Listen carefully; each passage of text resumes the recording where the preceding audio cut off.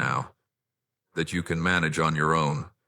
It is there that blessing begins to be distorted from a gift I gave you into a throne on which you sit to feel higher than others. The blessing has not changed its nature, but your heart has changed.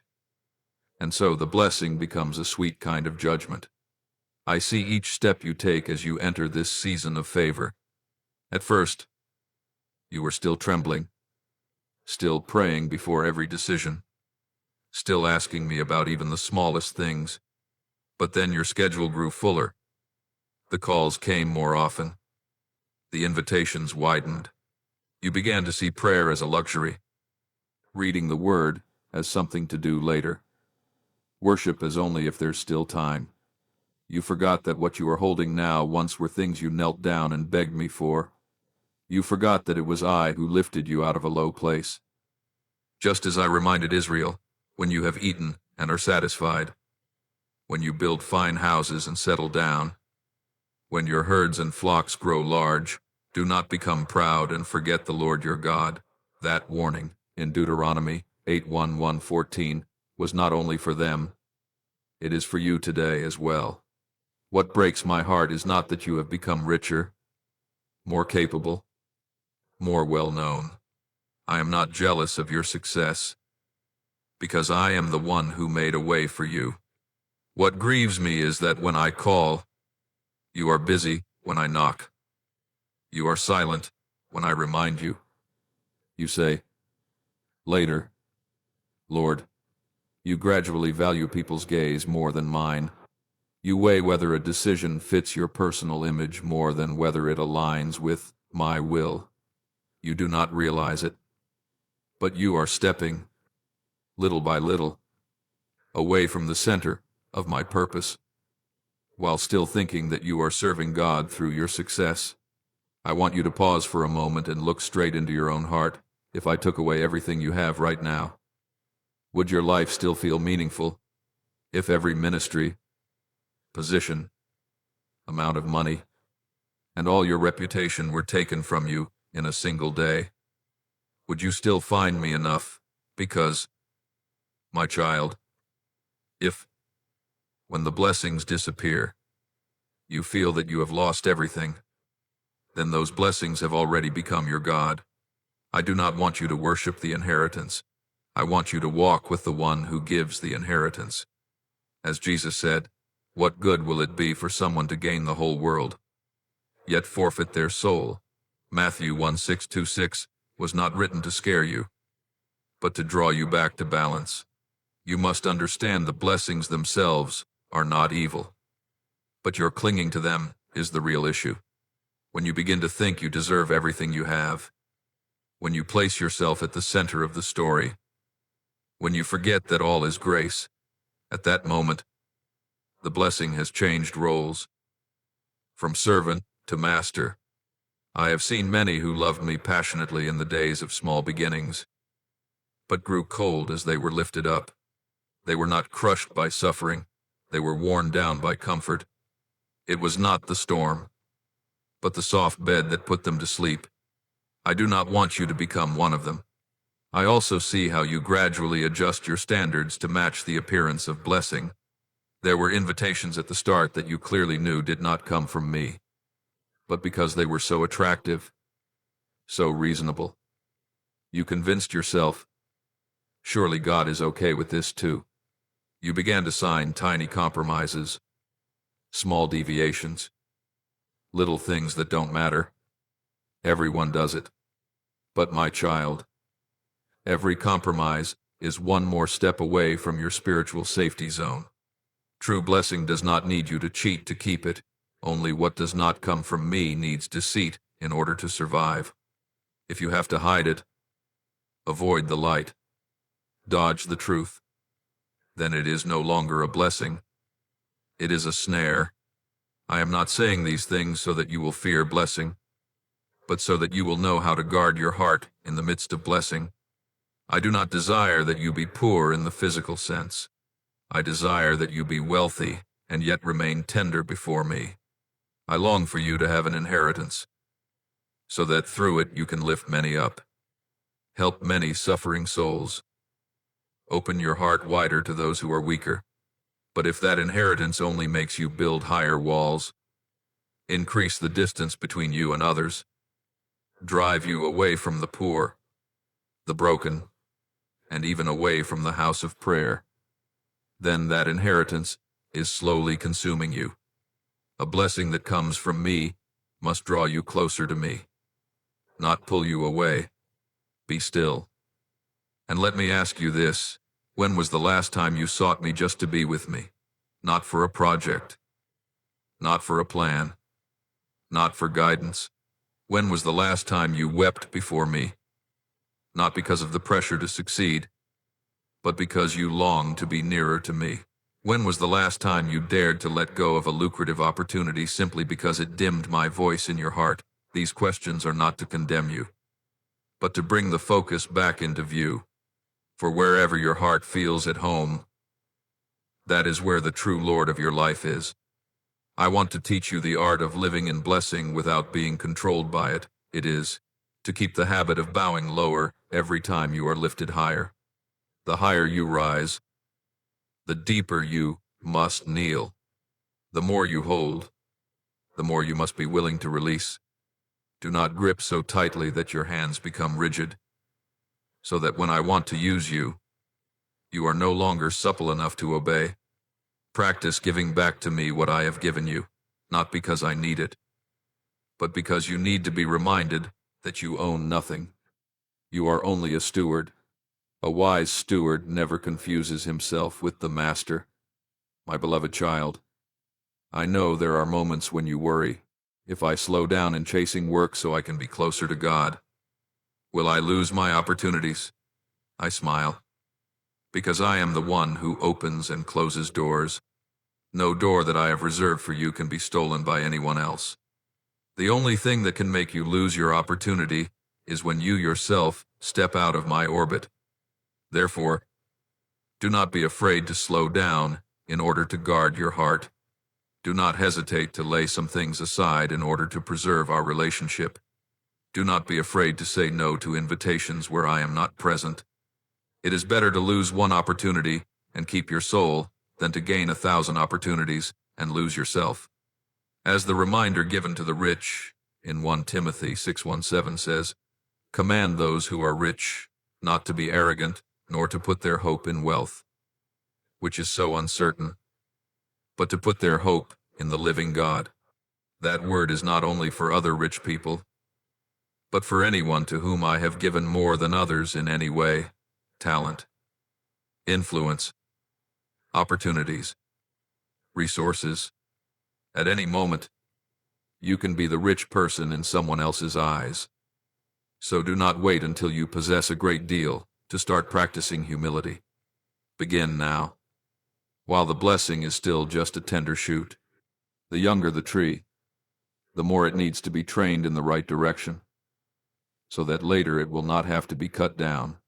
Let me tell you this, so your heart may be at peace. I am not afraid of your success. I only fear that success might take you out of my hands. I rejoice when you are lifted up, but I grieve if, on the day you are honored, you no longer recognize my voice amid the applause. I am proud when the world sees my light in you, but I am sorrowful if you use that light to shine on yourself instead of pointing back to the true source. You were not born to be a star. You were born to be a mirror. The clearer the mirror, the more sharply my image is seen.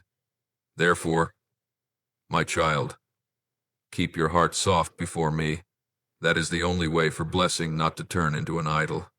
Every time you realize you are clinging to something more tightly than you cling to me, dare to lay it on the altar. Every time applause stirs your heart more than my voice does, return to the secret place. Every time your schedule fills up to the point that there is no room left for me, let me cut it back. I do not prune you to make you poorer, but so that you will not lose the most precious thing of all your soul. On the days of lack, you thought you were in danger of collapsing, but in truth, the day you are exalted is far more dangerous. Many have not stumbled in nights of tears, but have fallen on days of celebration. I do not want that to be your story. I have walked with you in the depths of the valley, and I also want to walk with you on the mountaintop.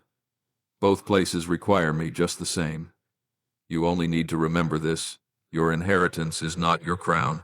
It is the evidence of my grace. If you keep this truth in your heart, then blessing will never be a trap, but will instead become a bridge by which many others are led back to me through your very life.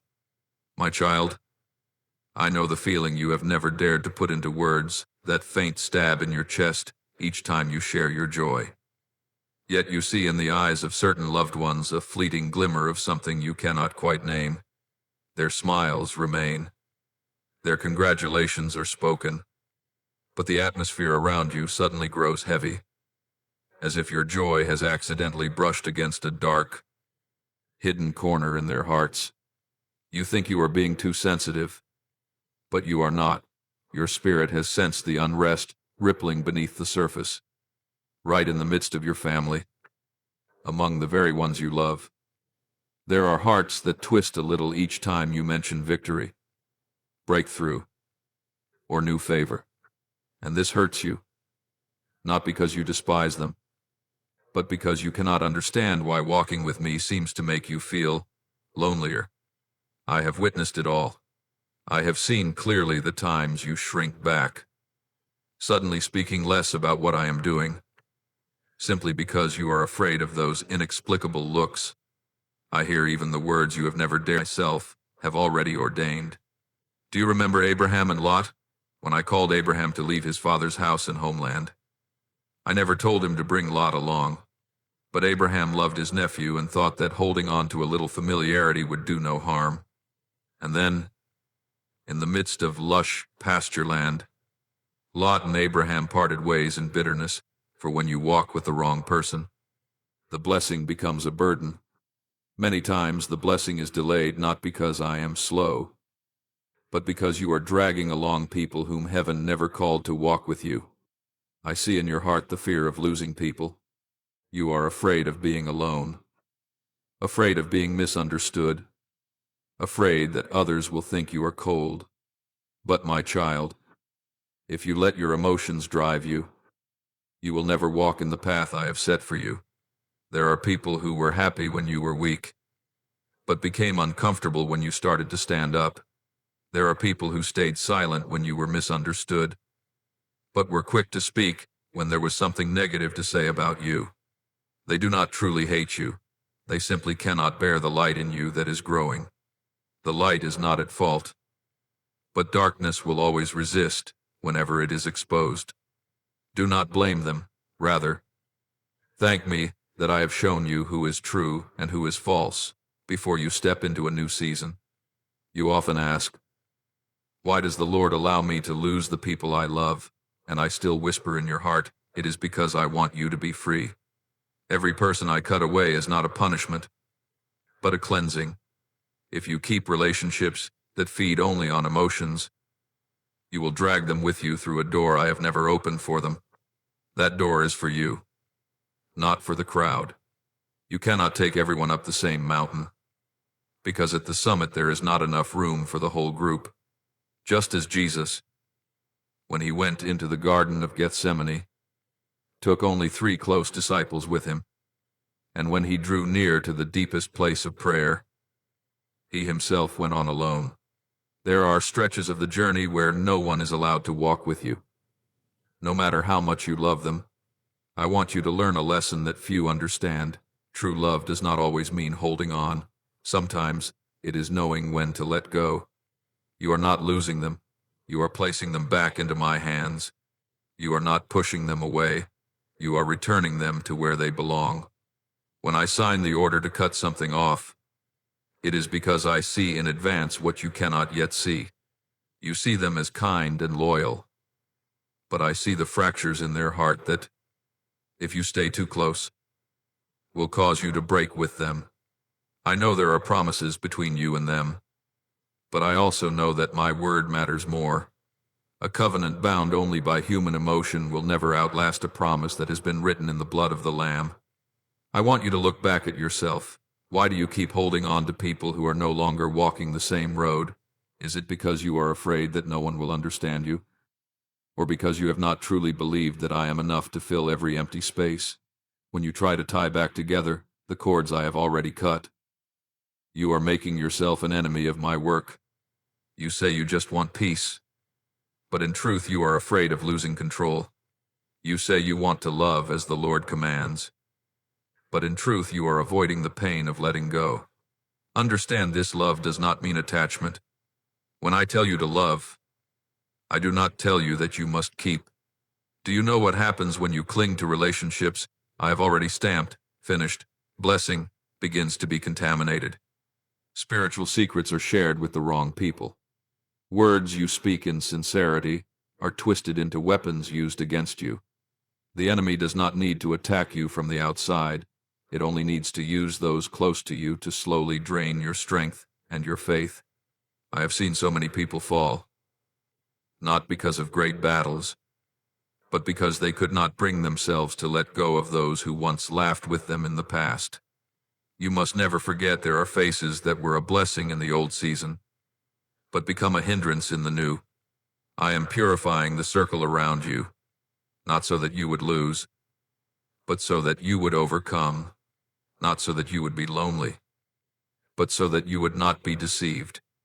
There are people who come into your life only to help you see your own lessons.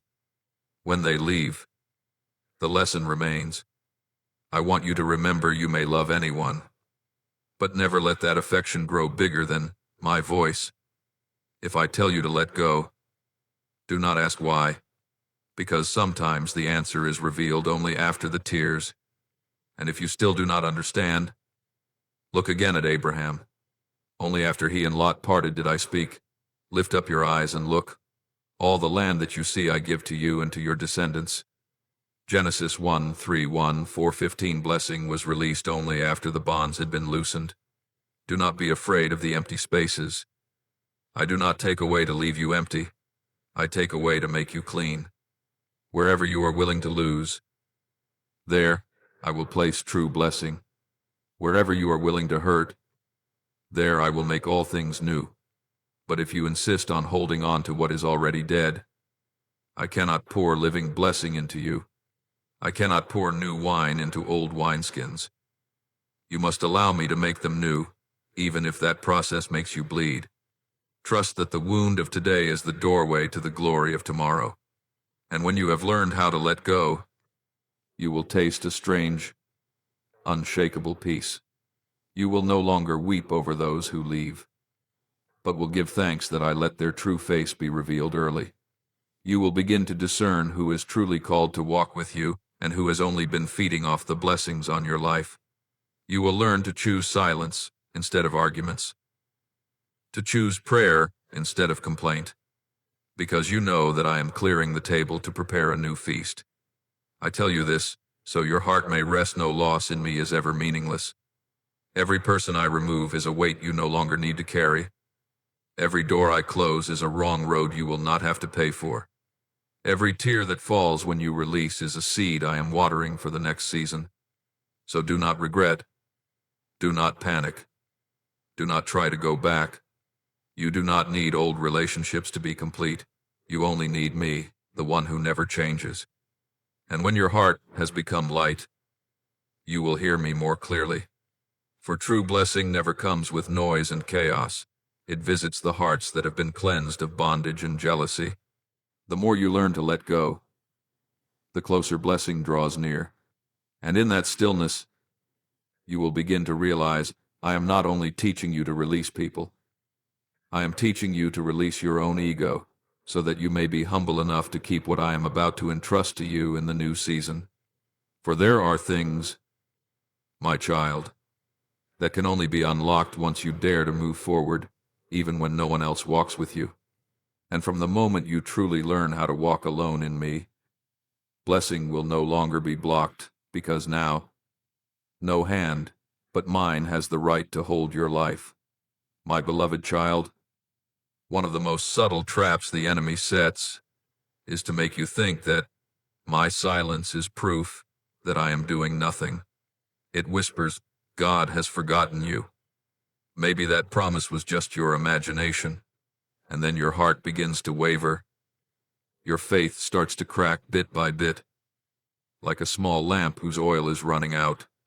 But I say this to you, my silence never means my absence. When you do not see me moving, that is when I am arranging all things in depths your eyes cannot reach. Like a seed buried in the soil, no one sees it sprouting. Yet in the darkness it is growing. I know you are tired of waiting, waiting for the promise to be fulfilled, waiting for the door to open, waiting for what I have spoken to become reality. With each passing day, your heart feels weaker, and you begin to ask yourself, maybe I misunderstood God's will, but my child, you are not wrong. You are simply walking through the hardest part of the test. Every promise of mine must pass through the fire of time, so that faith may be refined like pure gold. If I gave you the blessing the moment you asked, you would never learn how to keep it. Waiting is not delay. Waiting is the process by which I raise your faith to a higher level. As Scripture says, faith is being sure of what we hope for, and certain of what we do not see. Hebrews 1:1. And it is precisely when you see nothing that true faith is born. I see every night when you want to give up. You kneel to pray and rise again with a heart full of doubt. You think, maybe I am not good enough, or maybe God reserved that for someone else. But my child, I never chose you because you were good enough. I chose you because I wanted to reveal my kindness through you. What you are waiting for is not a reward for perfection, but the fruit of faithfulness. I am teaching you a kind of faith that does not rest on outcomes, but on relationship. When you are still chasing results, you will be anxious. When you are only seeking me, you will be at peace. For if you have me, you never truly lack anything. Many think that faith is standing firm in the midst of a great storm, but true faith is remaining on your knees, even when you have no strength left. When you are exhausted and still believe, that is when heaven is signing decrees. I am not silent just to test you. I am silent to position you. That silence is a test of love. Will you remain when there is no more comfort, when all signs disappear and only my word remains? Will you still hold fast, my child? Do not fear the silence. Fear losing your faith in the waiting. For if you give up in the final minute, you will never know that with just one more moment. I was ready to step in. I have seen many stop right before dawn. They have walked almost the entire journey, then turned aside because they were tired, impatient, thinking I was too slow. They search for solutions that are easier and faster, but in that very place, they lose their true inheritance. You must not follow that path. Remember Abraham, who waited for years for the promise of a son. When his heart grew impatient, he listened to his wife's idea and brought forth Ishmael, and that decision brought many troubles upon his descendants. Sometimes what comes faster is not what is right. I work within time, but I am not bound by time. As for you, if you do not learn to trust me amid delay, you will miss the greatest lesson of the one who lives under grace. You need to understand that waiting is not an empty gap. Every moment you spend there is a moment I am preparing you for what you have asked for. If you receive the blessing while your heart is still unready, that blessing will crush you. I do not want you to collapse under the weight of your own prayers. Look at Joseph. If he had left the prison earlier, he would never have met Pharaoh. If he had been rescued by human hands, he would never have been placed in the position I intended. It is the same with you. There are doors I have not yet opened, not because I forgot, but because I am rewriting the foundations so that when you step in, you will stand firm and not fall. I know there are times when you want to quit, to take a break. You look at others who seem to have it easier, who seem to be blessed more quickly, and you begin to compare. But my child, I did not call you to follow them. I called you to follow me. Their journey is not your journey. I have placed in you a different kind of grace, a grace that is born through tears, solitude, and waiting. Do not let the haste of others make you lose the rhythm of my steps. For I do not run, I lead. And whoever learns to walk in my pace will always reach the destination, even if it seems a little slower. I want you to learn a deeper kind of patience, patience in the heart, not only in outward actions. Patience is not doing nothing, it is knowing how to trust even when you are doing little. You do not need to appear strong, you only need not to walk away. Sometimes standing still is the strongest way to fight. Just keep kneeling. Keep believing. Keep remaining quietly in me, for I am never slow. Everything I have promised has its appointed time. That time is drawing nearer than you imagine, but if you leave your place, the blessing will come and not find you there. As Scripture says, let us not grow weary in doing good, for if we do not lose heart, in due season we shall reap. Galatians 6:9, my child. I do not blame you for being tired. I only long for you not to turn back. Every time you think I am far away, remember the times I pulled you out of the deepest pits. I am still that one, unchanging. Do not let delay make you doubt my love. Delay is not rejection, it is formation. I am teaching you to trust in my word, not in the rhythm of the world. And when your heart is quiet enough, you will realize it is right here, in this silence, that I am writing the greatest work of your life. When you have passed through this season of waiting, you will not be as before. You will no longer be someone who rushes after results, but one who understands the rhythm of heaven. Then I can entrust blessing to you without fearing that the blessing will draw you away from me. For I will have seen that your heart no longer seeks success, but seeks my presence. And that, my child, is the sign that true blessing is ready to be unveiled. And then, when you step into that blessing, I will test your heart once more, not with lack, but with abundance itself. For sometimes what is more dangerous than failure is success without me in it. But be at peace. I will walk with you on both sides of the mountain as you climb in faith, and as you keep from falling amidst glory, my beloved child. I know there are cuts within you that time has never healed. There are words spoken over you when you were still small that still echo like a verdict in your heart. You'll never do anything. Faith is just an illusion. You were born ordinary, words that seemed harmless. Yet they took deep root in your soul, making you forget your true image in me. You do not realize that every time you believe those words, you are letting the enemy rewrite your own definition. It does not need to bind you with visible chains if it can make you believe you have no value. You will lock your own heart, but I declare, you are a marvelous and astonishing creation. For my works are truly wonderful. Psalm 139:14, you are not a mistake, you are my masterpiece. You think those words have passed, but they are still quietly directing your reactions today. When someone looks down on you, you immediately shut your heart. When someone praises you, you cannot believe it. When I call you to step out, you tremble, because the memories of long ago still whisper, you are not enough. In that very moment, you have forgotten that my word is stronger than any human voice. You are living like a prisoner. Even though the door of the cell has long been opened, many around you do not hate you at all. But you look at them through the lens of old wounds. You are haunted by the fear of rejection to the point that you reject the very opportunities I send you. Do not let the shadows of the past cover the light of the present. I see you trying to be strong, trying to prove your worth through success, through effort, through blessings. But my child, if the deepest motive in you is still to show them, you are still bound. I did not call you to prove yourself.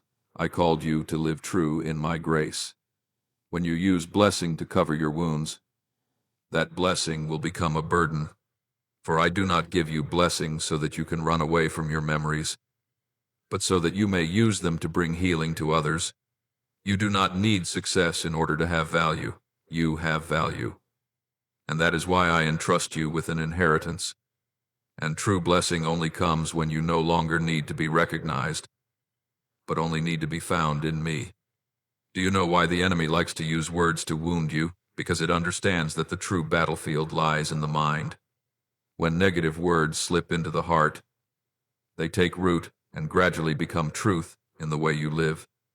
If you believe you are weak, you will live like one who is weak. If you believe you are unworthy, you will reject every opportunity. And so the enemy hardly needs to attack. It simply lets you defeat yourself.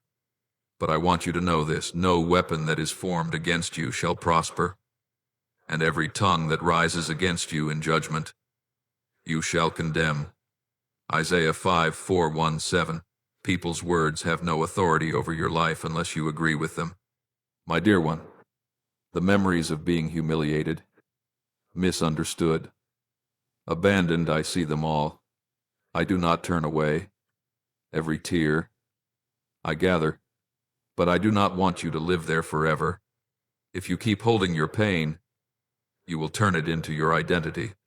You will confine yourself to the frame of the one who was wounded, while I have already called you the one who is healed. People may speak about you according to what they see, but only I have the right to define you. And my definition has never changed. You are the child of the king. Look at Gideon, the one who said, "My clan is the weakest, and I am the least in my father's house." Judges 6:1-5. But I looked at him and said, "The Lord is with you, mighty warrior." Do you see, I did not call him according to his situation, but according to the potential I had placed within him. In the same way, my child, I do not call you according to your past, but according to the destiny I have written. The question is, whose voice do you listen to, more the voice of people or mine? If you keep listening to the old voices, you will remain trapped inside an outdated version of yourself. But if you dare to believe my fresh word, you will be reborn right on the very ground that once caused you pain. I know there are wounds that are not easy to touch. You have hidden them so deeply that you think you have forgotten them, yet they still quietly steer your every reaction.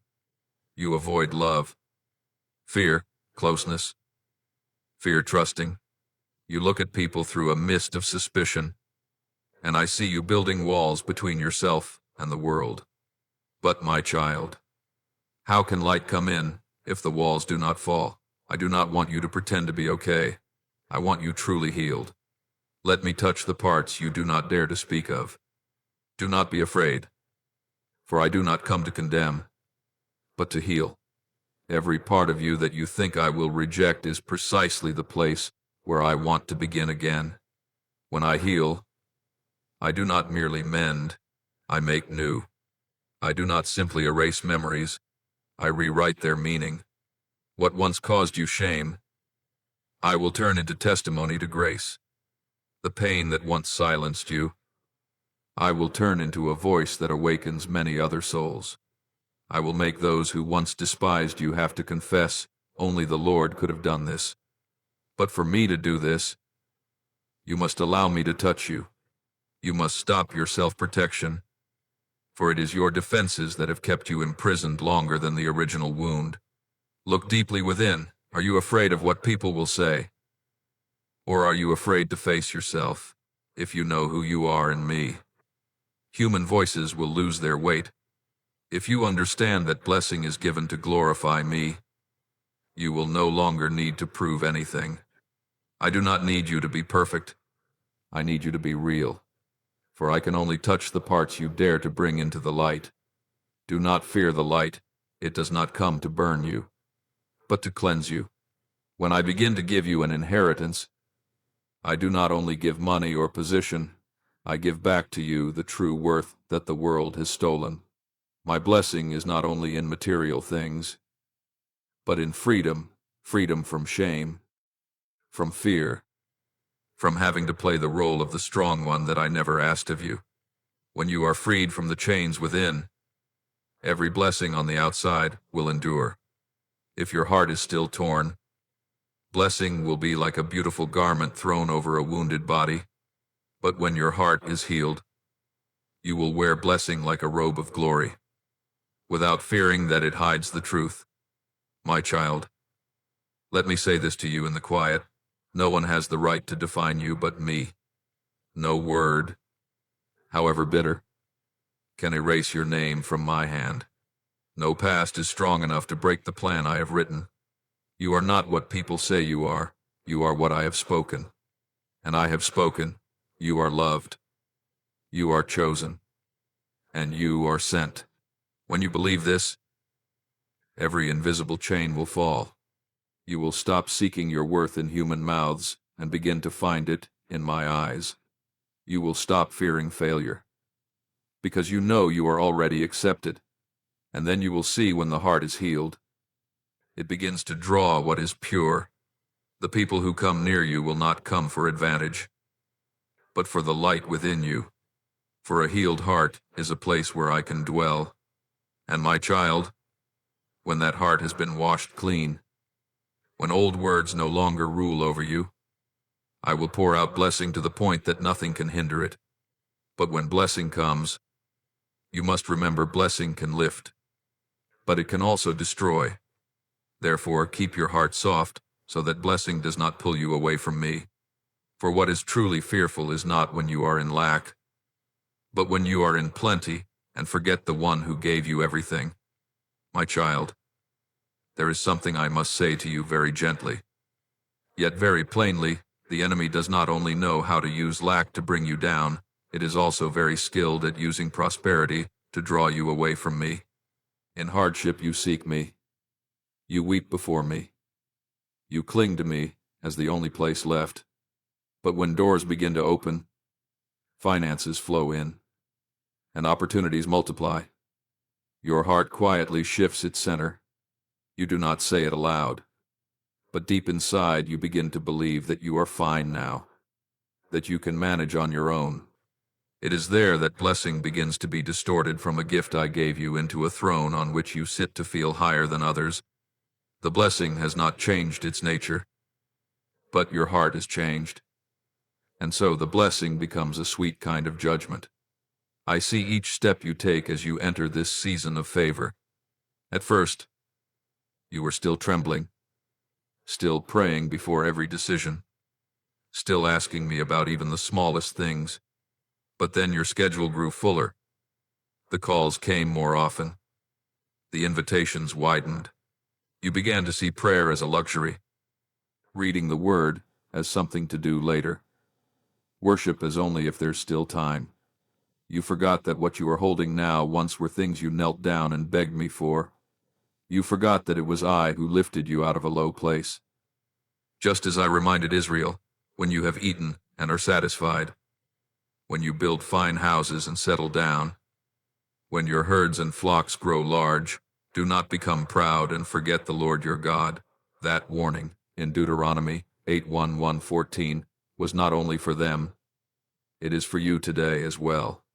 What breaks my heart is not that you have become richer, more capable, more well-known. I am not jealous of your success, because I am the one who made a way for you. What grieves me is that when I call, you are busy when I knock. You are silent when I remind you. You say, later, Lord. You gradually value people's gaze more than mine. You weigh whether a decision fits your personal image more than whether it aligns with my will. You do not realize it, but you are stepping, little by little, away from the center of my purpose, while still thinking that you are serving God through your success. I want you to pause for a moment and look straight into your own heart. If I took away everything you have right now, would your life still feel meaningful? If every ministry, position, amount of money, and all your reputation were taken from you in a single day, Would you still find me enough? Because, my child, if, when the blessings disappear, you feel that you have lost everything, then those blessings have already become your God. I do not want you to worship the inheritance. I want you to walk with the one who gives the inheritance. As Jesus said, what good will it be for someone to gain the whole world, yet forfeit their soul? Matthew 1:6-6 was not written to scare you, but to draw you back to balance. You must understand the blessings themselves are not evil, but your clinging to them is the real issue. When you begin to think you deserve everything you have, when you place yourself at the center of the story, when you forget that all is grace, at that moment, the blessing has changed roles. From servant to master, I have seen many who loved me passionately in the days of small beginnings, but grew cold as they were lifted up. They were not crushed by suffering, they were worn down by comfort. It was not the storm, but the soft bed that put them to sleep. I do not want you to become one of them. I also see how you gradually adjust your standards to match the appearance of blessing. There were invitations at the start that you clearly knew did not come from me, but because they were so attractive, so reasonable, you convinced yourself, surely God is okay with this too. You began to sign tiny compromises, small deviations, little things that don't matter. Everyone does it. But my child, every compromise is one more step away from your spiritual safety zone. True blessing does not need you to cheat to keep it. Only what does not come from me needs deceit in order to survive. If you have to hide it, avoid the light, dodge the truth, then it is no longer a blessing. It is a snare. I am not saying these things so that you will fear blessing, but so that you will know how to guard your heart in the midst of blessing. I do not desire that you be poor in the physical sense. I desire that you be wealthy and yet remain tender before me. I long for you to have an inheritance, so that through it you can lift many up, help many suffering souls. Open your heart wider to those who are weaker.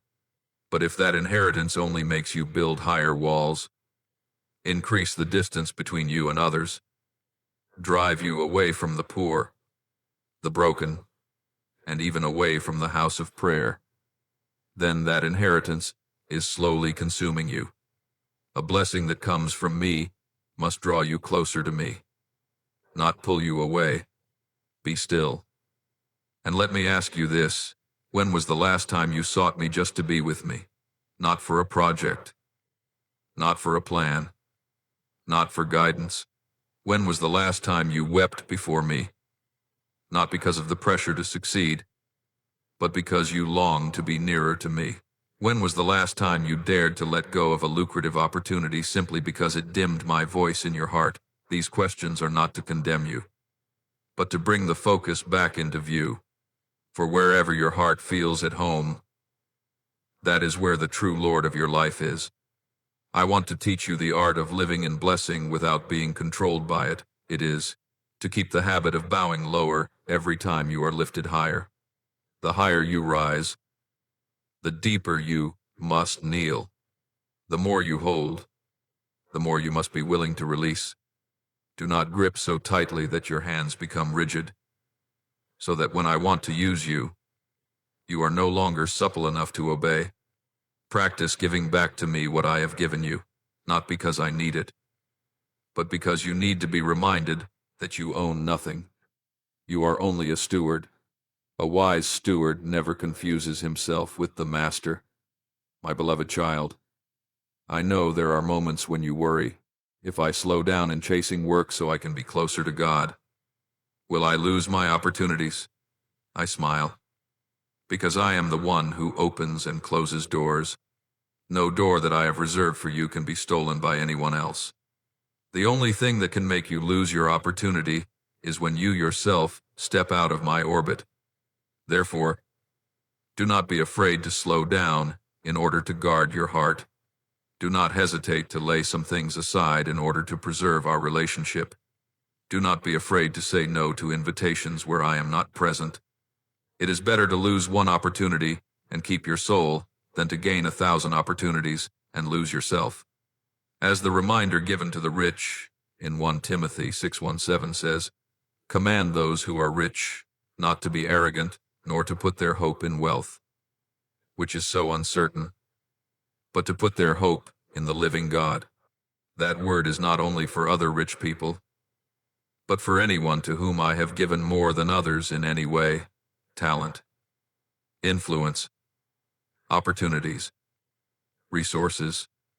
At any moment, you can be the rich person in someone else's eyes. So do not wait until you possess a great deal to start practicing humility. Begin now, while the blessing is still just a tender shoot. The younger the tree, the more it needs to be trained in the right direction, so that later it will not have to be cut down. Let me tell you this, so your heart may be at peace. I am not afraid of your success. I only fear that success might take you out of my hands.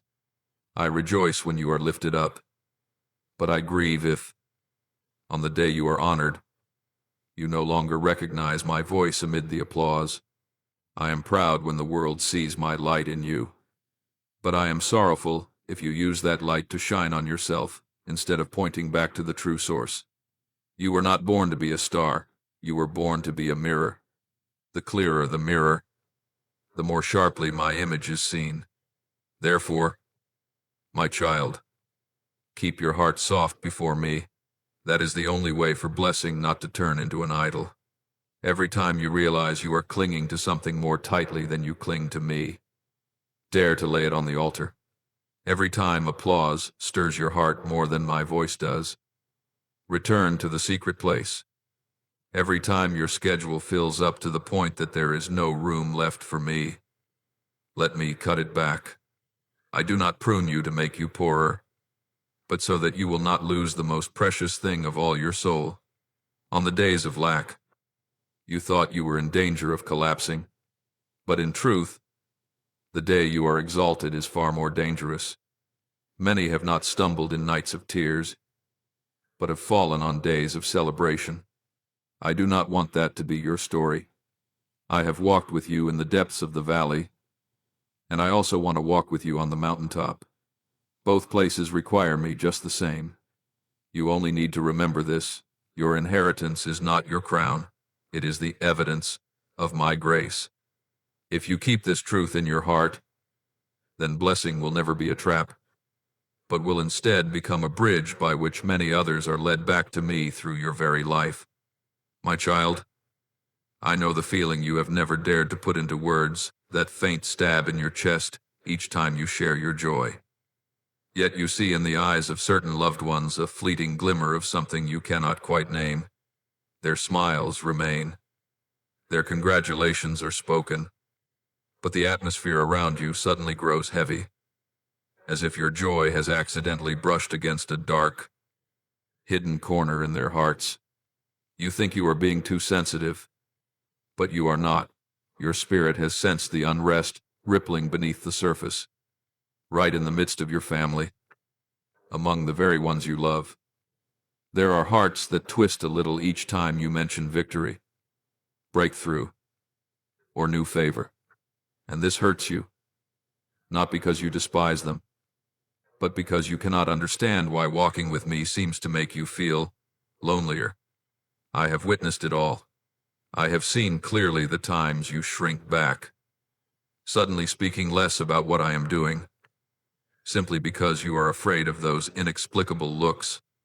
I hear even the words you have never dared to say out loud, the questions you press down inside. Lord, why is it that the more my name is mentioned, the more I feel pushed away? I have counted every tear you have shed in the night, not because of material lack, but because of that sense of being out of sync with the very people closest to you.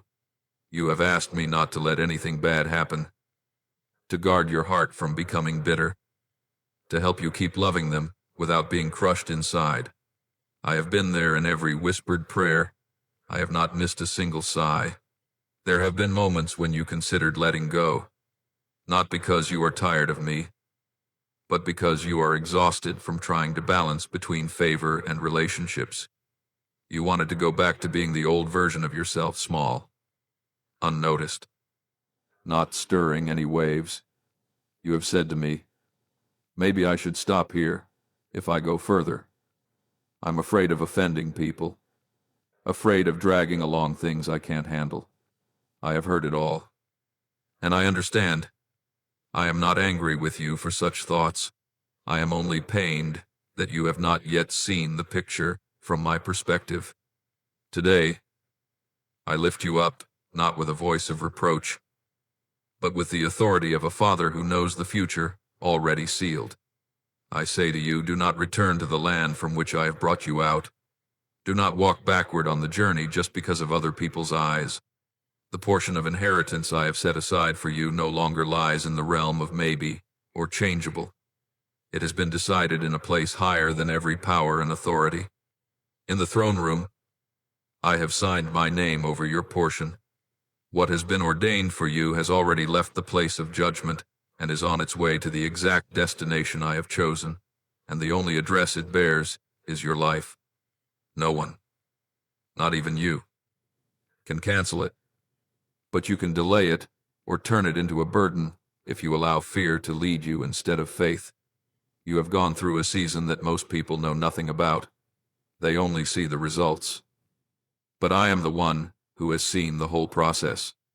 You were insulted and stayed quiet, misinterpreted yet chose silence, wrongly judged and did not defend yourself, but simply stood still and whispered to me, Lord, you know my heart. When you chose to let me be your defender instead of protecting yourself, you put yourself in exactly the right place for me to intervene. I have not forgotten the days when you swallowed humiliation so that no one would be hurt, so that nothing I am building would be damaged. You thought those were just a few hidden moments of weakness, but to me, they were precious stones with which I have been building a throne of grace over your life. Now is the time when the reward begins to break through. It is not just a specific gift, but a new season in which your spiritual weight is completely different from before. You speak a word, and the atmosphere shifts. You lay your hand in prayer, and chains begin to loosen. You walk into a room, and the darkness has to shrink back. This is authority forged through tears, through all the times you stayed silent yet still believed. And yet, it is precisely in this moment that the enemy refuses to sit still. It knows very well what I am about to do. And though it cannot stop my hand, there is one thing it can still target, your heart. If it can make you waver, if it can persuade you to give up with your own hands, if it can push you to break covenant, the blessing will still come, but you will no longer be standing in the right place to receive it in fullness. That is why lately your mind has felt so tangled, and you do not even know why. Familiar voices have begun to sound again from family, from relatives, from those who used to be close. They say things that sound very reasonable, that sound very much like they are concerned for you. But deep inside, you can feel the hidden point of the spear. Some tell you not to be so extreme, not to give yourself so much, to live gently, to stop mentioning the Lord so often, to stop seeing everything as spiritual. Others lightly press on your fear of abandonment, pretending to comfort you while sowing questions. What if one day God doesn't help you anymore? If you fall, who will catch you? These words are like fine threads, but if they are wrapped around you enough times, they are enough to tie down a giant. He knows you love your family. He knows you treasure those people. So he borrows their lips to plant questions in your heart. If these things came from strangers, you would brush them off easily. But because they sound like the voices of those you honor, you begin to ask yourself, maybe I've gone too far. Maybe I should tone myself down a little to keep everyone happy, my child. Listen carefully. Not every gentle word comes from me. Not every piece of advice from family fits the path I have marked out for you. The enemy is more cunning than you think. It rarely shows up with a horrifying face, but usually speaks with the voice of someone you do not want to disappoint. He will deliberately touch the old scars within you, perhaps memories of being criticized as a child. That time you were abandoned. That moment you were treated as insignificant. He stirs them back to life, making you fear that if you keep walking in my favor, you will be cut off from everyone, slandered more, misunderstood even more deeply. He will make you think, if only I would just stay normal, without blessings, maybe there would be less trouble. That is his strategy if he cannot stop me from blessing you. He will try to make you renounce the blessing, or live far beneath what I have already prepared. He whispers that I do not really care, that I do not see your weariness, that I am only using you as a tool. Those words are not truth. They are venom aimed precisely at the place where you are most fragile. I need you to understand this clearly. You are under no obligation to believe any voice that makes you doubt my love. No matter how close that voice may be, you are allowed to honor people, but you are not allowed to exalt their opinions above my word. I am not asking you to oppose your family, nor am I asking you to despise anyone. I am simply telling you not to let any human being, even the one you love most, hold the right to direct your spiritual life in my place. When you let someone stand in that position, you are the one placing the key to your life into human hands, when it belongs only in the hands of the one who created you. Return to the secret place, to where it is just you and me, so you can recover the plumb line of your soul. There you will recognize the difference between my voice and every other voice. My voice may correct you, may press on painful places, but it always gives you hope, always draws you nearer, always leaves you knowing that, even though it is hard, you are not rejected. The other voice does the opposite. It makes you shrink back, makes you ashamed, makes you believe that the safest thing is to stop moving forward. My voice lifts your head. The other voice makes you stare at the ground. My voice imparts peace. The other voice sows confusion. Once you learn to discern this, every strategy of the enemy will be exposed. I have never promised you that everyone will be pleased when you step into your inheritance. In fact, the closer you draw to what I have ordained, the more people there will be who do not understand you. Some only see the surface, the compliments, the favor, the opportunities. They do not see the inner struggles, the times you die to your own ego, the midnight negotiations between you and me. They judge from afar, they compare, they envy. But, my child, you are not alive to manage their emotions. You are alive to obey my will. And sometimes, obeying me means accepting being misunderstood for a season. What I am looking for in you is not a forced smile in front of people, but a heart that stays soft before me, even while you must be strong on the outside. I want you to guard yourself from bitterness, from contempt, from retaliation. You may look at someone and know they are not sincere, yet still choose not to resent them, still quietly pray for them, still maintain healthy distance without feeding hatred. That is the sign of one who has grown up in me, not letting someone else's darkness pull your heart down, and not allowing your wounds to turn you into a hardened person. I also want to remind you, do not shrink yourself down to fit other people's expectations just because you are afraid of being alone. You do not need to dim your light so their eyes will stop hurting. I did not lift you up so that you would have to ask each person for permission to keep going. If you curl yourself back every time someone feels uncomfortable, you will never complete the journey. Let me take care of their part. You simply remain faithful in yours. When you live true to your calling, some relationships will naturally change. That is not failure, but a necessary separation so that you can be free. Remember this, the inheritance I have for you is not just so you can enjoy life more. but so that you can become a channel of blessing to the very people who do not yet understand you. One day, those who once doubted you may be the very ones who come to you for prayer, for encouragement, for guidance.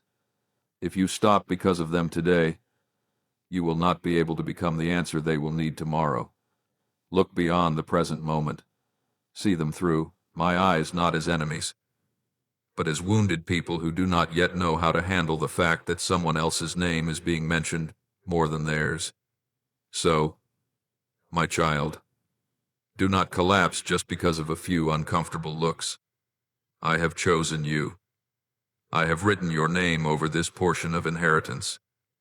I have signed the decree in heaven. What remains is whether you will dare to hold your position. Do not let a few words, a wave of emotion, or old memories pull you out of the place I have set you. Keep your spirit awake, your ears sensitive to my voice, your feet planted where I have appointed. Do not walk away. Do not step back. Do not break covenant just because you are tired. You are allowed to be weak, but do not let go of my hand. I am walking with you into a very crucial stretch of the road. The blessing that is about to be revealed will expose the hearts of others more clearly, but it will also reveal your own. Decide now that no matter what people may say, you will choose to listen to me first. Let your hidden tears become intercession for your family and for those who are confused by the favor on your life. Let this inheritance not only prove that I am good to you, but also become a bridge that draws many others closer to me. And above all, remember, in the midst of 1,000 noises, there is one call that never changes. It is my voice calling your name, day after day, hour after hour. When you are caught in the swirl of praise and criticism, come back to the quiet place where it is just you and me. There, you will be reminded of who you are, whose you are, and what you are living for. I hold your hand, and I do not let go. Your part is to keep your ears open, so that my voice will always be louder than every other voice. As long as that remains true, the blessing will never be a trap that destroys you, but will become living evidence that I, the Lord your God, am still moving. Even in the very places that seem most filled with jealousy and misunderstanding. Listen now, my child, before you could do anything for me, before you could preach a sermon, sign a contract, or step into any kind of success, I had already called you an heir, not because you have an impressive resume, or an admirable record, or fewer faults than others, but simply because I chose to love you. It was in those nights when you collapsed yet did not dare to blame me. It was in those days of shame when you still chose silence instead of rebellion that I saw what is most precious, a heart that is not yet perfect, but is willing to stay. You could have turned your back, walked away, lived as though you had never known me, but you did not. You chose to kneel, even with a heart in turmoil. You chose to lift your hands in surrender. Even though you could have hidden behind a strong facade, you chose to speak blessing when your circumstances made it so easy to curse. Those small choices, unseen by the world, are fully seen in heaven, and because of those seemingly insignificant moments, I have signed a new covenant over your life. It is an affirmation not written in ink, but in the very blood of the Lamb. It is a decision not merely applauded in earthly meeting rooms, but sealed in the courts of heaven. The hosts of heaven do not move according to your moods, but according to the decrees I have issued over you. When I declared that you are to receive the inheritance that belongs to me, all of heaven shifted. But you must understand this. Anything that carries eternal value will always stir up opposition. Just as a priceless treasure is never left lying in the middle of the road, the blessing I have prepared for you attracts not only grace, but also the jealous gaze of darkness. Hell does not stay silent when a fragile child stands up to walk in my will. That is why I whisper in your heart, My child, stay alert, not staying up all night in fear, but being awake in the Spirit, able to discern what is my voice and what is the voice of seduction. When blessing begins to flow, you will naturally want to tell everyone, to share every vision, every dream, every plan. I understand that, because when you are joyful, you long for someone to share it with. But not everyone who smiles at you is truly happy to see you lifted up. Not everyone who stood by you in the days of your lowliness is mature enough to endure the new light on your life. Some people can only handle the weak version of you, not the established version of you. If you open your heart carelessly, you will find yourself pierced by blades that you yourself opened the door to. That is why I teach you secrecy. Not secrecy out of suspicion, but secrecy out of reverence for holy things. There are words I speak to you meant only for you and your Father to know together, not to be posted for the whole world to comment on. There are seeds of vision that must lie hidden in the deep soil, watered with tears and prayer, not brought out to show off in the sun when the roots have not yet taken hold. When I draw you into a quieter place, close certain conversations, narrow your inner circle. Do not be quick to assume you are being cut off. I am protecting you from eyes that have no capacity to uphold you, only to judge you. The most sincere words of gratitude you offer should be brought to me in the secret place. The tears of thankfulness should flow before me, not be turned into a performance. For there are blessings which, if not received with wisdom, will become bait for pride and a reason for people to whisper and criticize. Have you noticed that lately some connections have suddenly faded? People who were once very close have slowly drifted away. Places that used to feel familiar have grown cramped and uncomfortable. You ask yourself what you did wrong, why people's attitudes have changed, why rumors have sprung up from those you thought were safe. Your heart is tormented. You want to explain, to hold on, to make everything like it used to be. But my child, I am making things new. I am not breaking things so you end up alone. I am sifting so you will not drown in tangled ties. In some seasons, the absence of certain people is the very answer I am sending you, even if you do not want the word lost to appear. I know this hurts you. I also know you are someone who values loyalty and affection, who does not easily cut off any relationship. You sit and remember the memories, the times you were comforted, the moments you held hands and walked through storms together. You say to yourself, could it be that the Lord wants me to be ungrateful? I hear every one of those thoughts. But I must remind you, gratitude is one thing. Giving people the power to steer your future is another. You may be thankful for what they have done for you, but you are not allowed to let them hold the keys to your life. I alone am the one who holds your destiny, no one else. If I see that the presence of someone in this new season will pull your blessing off the course of my purpose, I will gently nudge them in another direction. For them, I also have a plan of my own.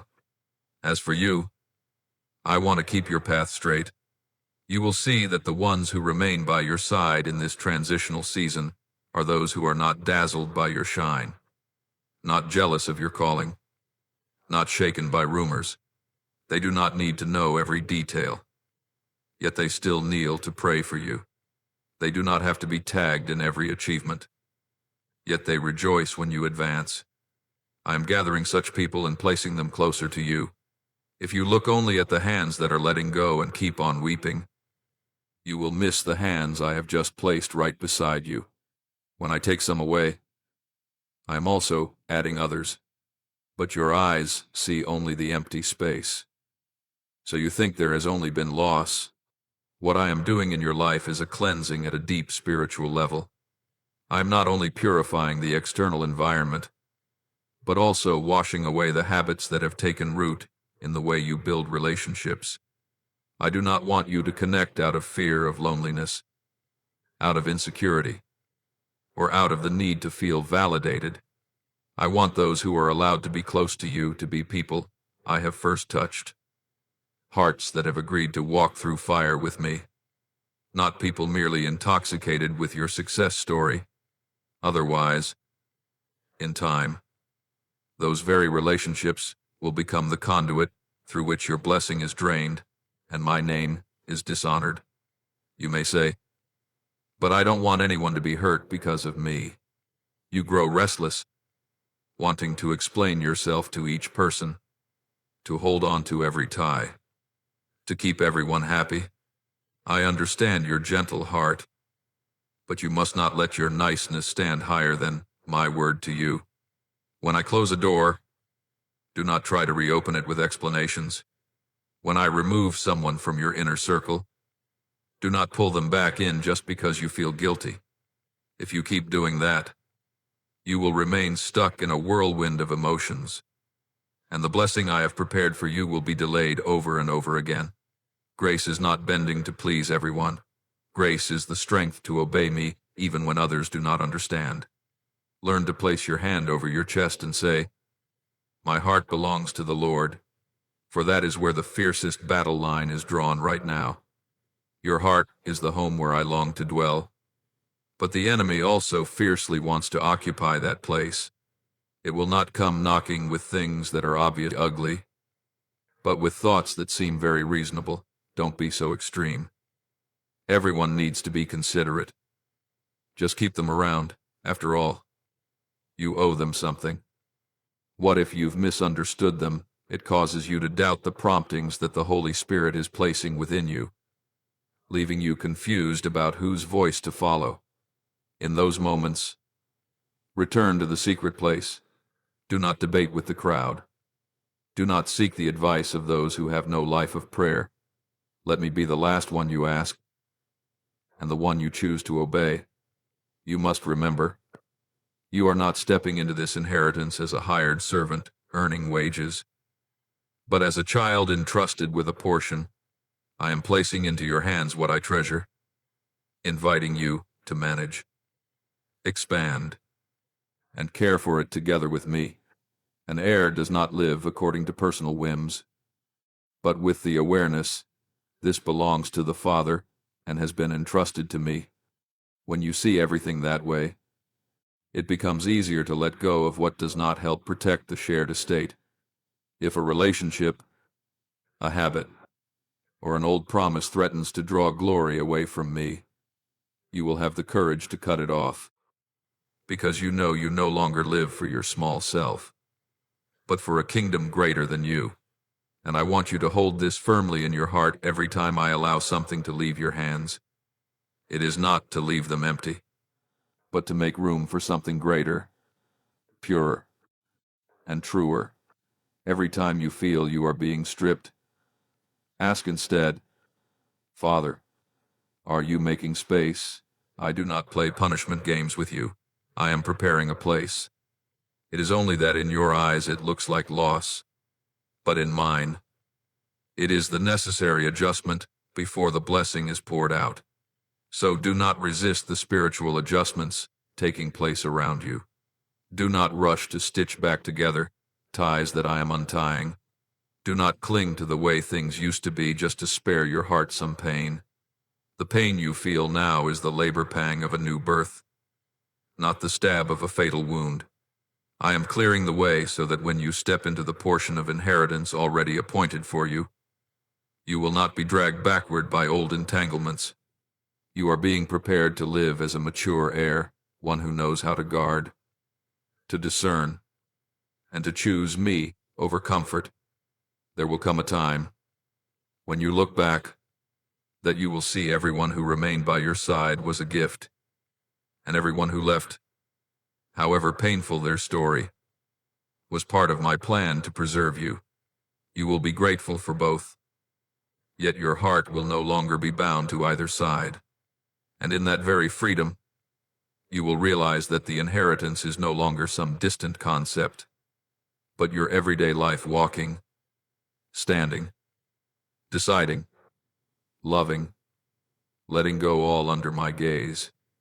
Then you will more fully understand what I whispered to you. From the beginning I chose you, not for blessing to swallow you, but for you to rule with me over the blessing.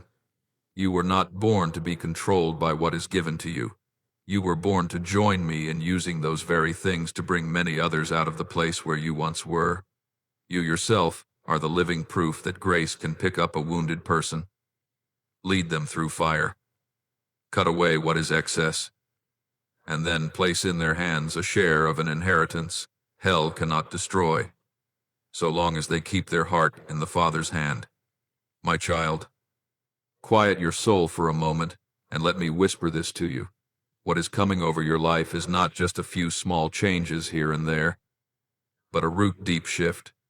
The inheritance I am preparing for you is greater than anything you have ever dared to think about yourself. It will not only touch your finances, but also the way you see yourself, the way your family operates, the way people speak your name. I am arranging a new season in which the very things that once shamed you will be turned by me into testimony. Rooms in your home that used to be heavy with worry will receive a new atmosphere from my breath. Conversations that used to be filled with complaints will become filled with hope. The way you think, the way you respond, the way you choose everything will gradually be renewed as I pour my inheritance upon you. Your mind will no longer be a field of confusion as before. I am slowly intervening in your old patterns of thought, replacing them with understanding that comes from the Holy Spirit. You will begin to think, not as one who constantly fears loss, but as one who knows they have a Father in heaven. You will discover that you no longer ask, "Am I worthy of this?" but instead begin to ask, "Father, how do I use this in line with your will?" That transformation of thinking is the deepest part of the inheritance.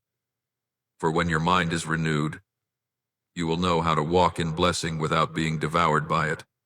The words I am speaking to you now are not for momentary comfort, but to seal a new identity in your thoughts that you are not an extra, not an outsider, but a true heir in the Father's house. Your name, which used to be mentioned with disdain, tied to stories of failure, I will gradually turn into a reminder of grace. I do not promise that people will suddenly like you, but I guarantee that the story around that name will be different. When people speak of you, they will not only talk about your stumbles, they will have to witness how I lifted you up. Your life will be like a living letter that I am writing, line after line, chapter after chapter, until in the end anyone who reads it must admit no one but God could have written such a story. I do not erase your past. I use it as the fabric upon which I embroider new threads of glory and restoration.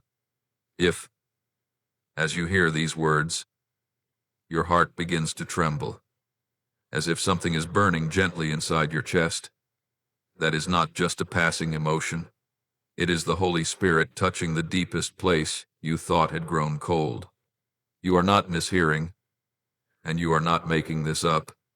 I am breathing a new spark into your soul, the spark of faith that your life is far from over, that what I intend to do is greater than what you have lost. When that flame begins to blaze, I invite you to respond, not only with the thought, "That sounds nice," but with a small action full of spiritual meaning. Right now, as you are watching, I want you to do something very simple that carries the weight of a seal press, like on this video, as a declaration before heaven and earth that I agree with what my Father has spoken. I receive the inheritance He has promised. I place myself on the side of that promise. I do not need likes to become greater, but you need a concrete action to mark the decision in your heart. When your finger presses down, it is not just a gesture on a screen. It is a small yet sincere response. I stand with what the Father is doing in my life. A tiny movement in this visible world can be a clear message in the spiritual realm. Do not do it out of habit. Do not tap just because people often say. Remember to like and share. I am not asking you to do this to satisfy an algorithm. I am asking you to do it as a prophetic act, as if signing your name to a covenant. Just as in days past my people had to apply the blood of the Lamb on their doorposts to mark, "This house belongs to the Lord." So today, this small action is your way of whispering to heaven, "This life belongs to you. The coming season belongs to you. The inheritance I am about to receive also belongs to you." When you do it with awareness, your heart is repositioned. You are no longer a bystander, listening to a story, but a participant in the very story itself. I hear your heart asking, "What could be so serious about a single tap?" I smile, because I do not look at the tool. I look at the attitude. I see the heart behind the action. To others, it is only an icon on a screen. To me, it is the first spiritual footprint you take into a new season. Every time you choose to agree with my word, you lay another stone on the path leading to your inheritance. Whenever you do something simply because you love me and trust me, no matter how small, it resounds in heaven. Do not despise simple things, for I love to use the small and humble to open great doors. When you respond in faith, the whole heavenly realm moves. It is not because I lack power and need your help, but because I honor your will.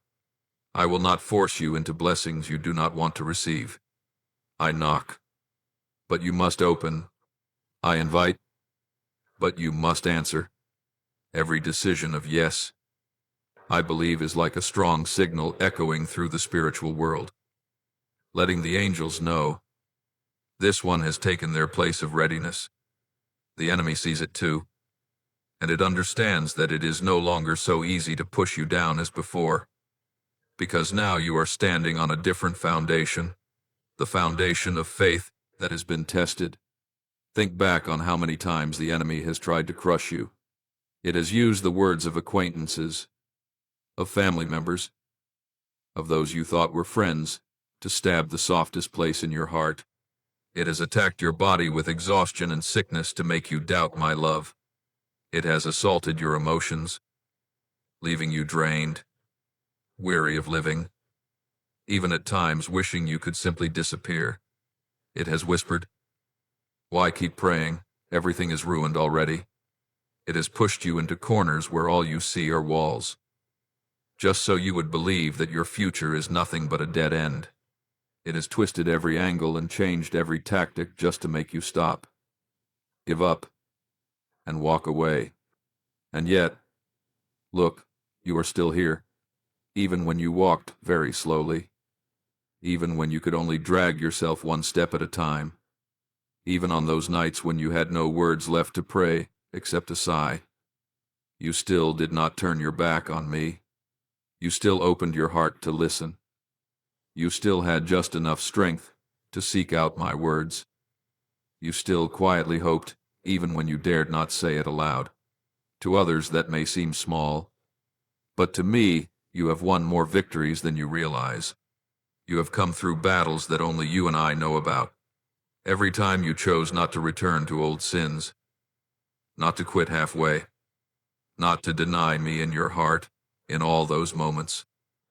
You were sowing seeds of inheritance for yourself. It is precisely because you did not stop that now you are very close, closer than your feelings tell you. You think you still have a long way to go. But in the spiritual realm, you have already traveled a distance you never thought possible at the beginning. The enemy wants you to believe that your efforts are useless. But I tell you, not one of your tears has fallen without meaning. Not a single day you tried to stand firm has gone unnoticed by me. Not one whisper of, "Lord, I still trust you," has failed to touch my heart. The inheritance that is coming is not because you are perfect, but because you have clung to me with perseverance, even in your clumsiness and weakness. I want you to listen carefully. Those who do not give up will see results. Those who keep walking, even slowly, will reach the destination. Those who hold on to faith, even if only as small as a mustard seed, will sooner or later receive the fruit of that faith. This is not an empty slogan. This is the law of my kingdom. I established it from the beginning. You reap what you sow. You have sown days and months of trusting me. You will reap a season of blessing. You have sown long, sleepless nights while still holding my hand. You will reap fresh mornings with doors open before you. Today I speak to you with the authority of the one who began all things, and is also the one who completes all things what I have ordained for you. No person, no circumstance, no power of darkness can stop. They may slander you, but they cannot cancel the promises I have spoken over you. They may shut some doors in front of you, but I can open others they know nothing about. Circumstances may delay your steps, but they cannot make me change my mind. When I release something in the spiritual realm, it will find the exact person I intended, at the exact time I desire, in the way I choose. The only thing that can make you miss it is if you give up, turn away, and step out of that flow yourself. Therefore, my child, guard your heart. Stand upon my word as someone standing on a solid rock. You have come farther than you think, and the inheritance is nearer than you imagine. Let the small action you take today, to believe, to respond, to step in, become a declaration echoing within you. I will not turn back anymore. I will walk with you to the very end. And when you choose this, I will do the rest. I will protect, lead, correct, and uphold you so that the blessing does not become a chain, but becomes living evidence that your God always keeps his word. And in the midst of all, my warnings to you about the danger of blessing when the heart no longer stays tender. I also want you to know something very important. You are not abandoned in the midst of human schemes, jealousy, and plots, even if there are those who sit together just to find ways to bring you down, even if tongues secretly weave stories to stain your name, even if hostile eyes lie in wait for the day you stumble. None of these can cross the boundary I have drawn.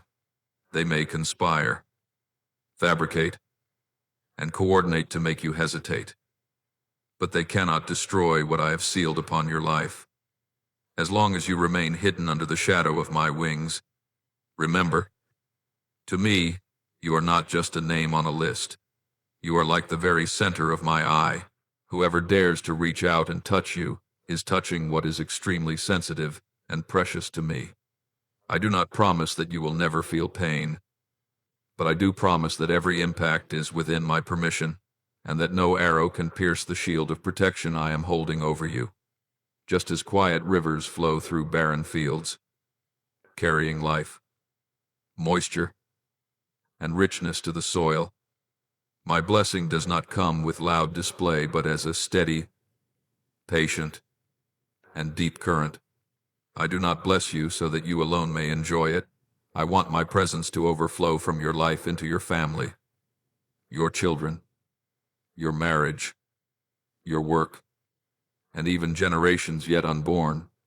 I desire that your home become like land touched by the early rain, where seeds once thought dead suddenly revive, sprout, and bear fruit. I long to see in your family not only an abundance of daily provision, but genuine laughter, forgiveness, and a peace that storms on the outside cannot erase. I yearn for you to taste a kind of success the world cannot define, success without losing your soul, having much yet keeping a simple heart, standing at many crossroads yet still choosing me as the main direction of your life. But for all of this to become reality, my child, there is one thing you cannot overlook. You must learn to trust the plan that my own hand has drawn for you. Your life is not a chain of random events, much less a game of chance. Before you ever appeared in this world, I already knew your whole journey, every stumble, every place you would turn back, every day when you would be too tired to take another step. I am never surprised by any decision you make. I simply wait patiently for you to return so that together we can adjust the missteps, mend the broken segments, and keep leading you in the right direction. But you can only experience this when you decide to place your heart in my hands instead of trying to control everything with your own worries and calculations. I see within you two opposing pulls. On one side is my call, inviting you to rest in the arms of the Father. On the other is the voice of fear, constantly urging you to take care of yourself, to protect yourself, to hold on tightly so you don't lose anything. Whenever you find yourself standing at a crossroads, I still whisper very gently, will you dare to trust me? Trusting me is not about closing your eyes, stepping at random, and hoping everything will somehow turn out better. Trusting me is daring to choose obedience to my word, even when you do not yet see the immediate result. Trusting me is daring to accept losing a few short-term benefits in order to keep your heart whole before me. Trusting me is daring to walk the road few others choose, even when people look at you and do not understand. It is precisely this kind of trust that becomes the key that opens the treasures I have already stored up for you in the spiritual realm, waiting for the right appointed time to be poured out. My dear child, when you let me hold your hand, I do not only lead you through smooth, level paths. I will walk with you even when the road is rough, when the sky grows dark, and when all around you are the roaring voices of fear. I am not the one who appears only in solemn ceremonies and then disappears in the nights of tears. I am the Father who is there in every tiny detail others consider insignificant. I pay attention even to the silent sighs you do not dare share with anyone. I know every time you try to act as though you are fine while you are empty on the inside.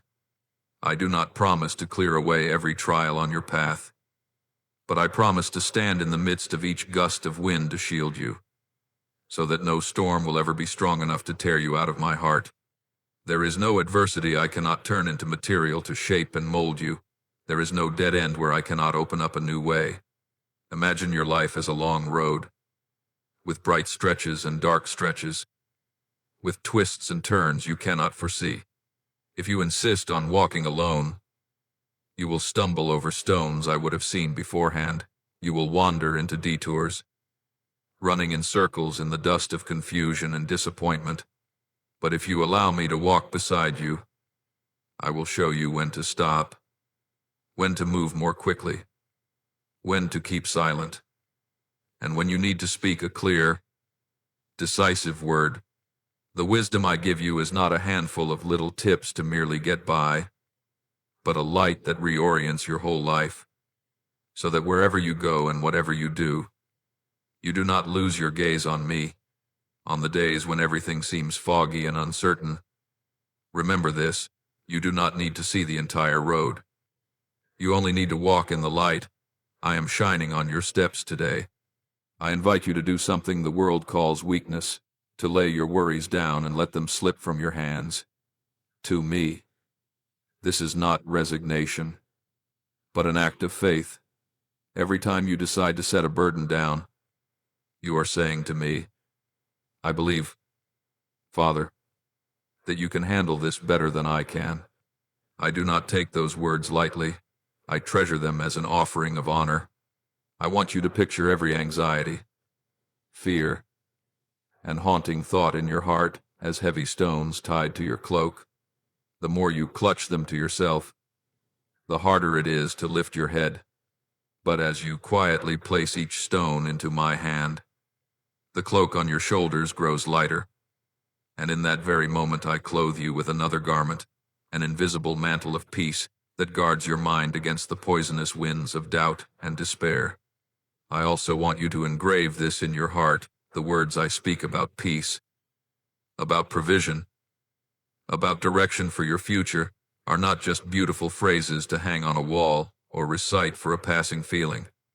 They are living words, a covenant I have signed with my own faithfulness.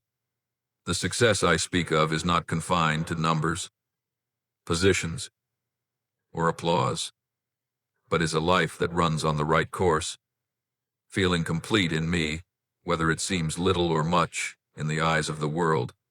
The abundance I long to give is not only in an account balance, but in the capacity to give, in the joy of sharing. The peace I promise is not a day without problems, but a heart that remains steady when trouble knocks at the door. These are gifts I have prepared, not that will appear if you become more worthy, but that are waiting for you to return to the true place of trust. My child, tend the flame of faith in your heart the way one guards a small lamp in a windy night. Do not let it go out just because of a few sudden gusts of circumstance. Your faith does not need to be spectacular, does not need to shout, does not need to prove itself to anyone. It only needs to be real. As long as you can still whisper to me, I still believe, even though I have not yet seen, that is enough for me to keep on working. I commit myself to you, not in one area only, but in every part of your life, from what people call sacred to the most ordinary. Everyday matters. There is no corner of your life where I say, you handle this one yourself. I want to step into both your joys and your sorrows, both your successes and your failures, so that in all these places my imprint is revealed through the way you live, the way you respond, the way you rise again after every fall. The love I have for you goes beyond every measure your human mind can devise. You may have heard the words "God loves you" so often that they sound familiar. But I long for you to pause and look deeper. If I did not spare what was most precious, my only son, what would I withhold from you? If it truly helps you draw nearer to me, I never intended to leave you standing alone in the battles of this life. There are times when you feel I am silent, but silence does not mean absence. There are moments when you cannot feel my nearness. But your emotions are not the measure of my presence. I am present through my promises, through the covenant I have made, through every time I drew you up from a deep pit when even you do not understand how you survived. Therefore, my child, choose to trust, not to trust blindly in feelings or circumstances, but to trust in me, myself, the one who has walked with you since your earliest days and will be with you until your final breath. When you dare to place the steering wheel of your life into my hands, you will begin to see my promises shine through the hidden corners of your days, in the work that seemed completely stuck, suddenly opening up, in the relationship that seemed shattered, being restored, in a heart that seemed hardened, suddenly able to weep because it has been touched. The inheritance I have prepared for you is not a distant mirage, but a real estate of grace in which your name has been written long beforehand. I am only waiting for the day you trust enough, grow quiet enough, and become soft enough in heart to receive it in full. And when you find yourself standing in that blessing, you will no longer fear that the blessing will destroy you, because you will know you are no longer clinging to the blessing itself, but to me, the source of every good thing. My child, what I am about to place in your hands is not a sharp blade to shred your life, nor a heavy hammer to crush your soul. The inheritance drawing near does not come to grind you down, but to lift you up after all the years you thought you had lost for good. It comes like a warm hand, pulling you out of the mud of shame, wiping away the tears you did not have time to dry, lifting your chin so that you dare to look at yourself again through my eyes. I use this blessing like a new garment to wrap around you, not for display, but to cover the torn places of seasons when you were despised, misunderstood, and pushed to the margins. It carries with it the restoration of dignity you thought had been buried, the healing of deep places you were afraid to name, the vindication in stories where you chose silence instead of arguing. I am not raising you up so that people will be completely convinced of you, but so that both you and they will be compelled to be amazed at my kindness. When you enter that season, I know there will be many astonished eyes turned toward you. Some will stand at a distance, unable to understand why your path has shifted so quickly, why doors that once seemed sealed shut now swing wide open, why the one who was once looked down on has now been honored. They will talk, they will speculate, they will try to explain it by your talent, your connections, or some kind of good luck, But only you and I will know that the true turning point did not lie in a phone call, a contract, or a chance encounter with someone, but in the very moment you knelt before me, dared to let go of what I asked you to release, and stayed in a place others despised. You will remember clearly the day these words touched your heart, no matter how many years pass, because that is when I marked you. I am here. I am speaking. I am turning the course of your story. I have held your hand through the darkest stretches. So the glory to come is not a spectacular comeback of your own making, but the proof that I never abandon anything I begin.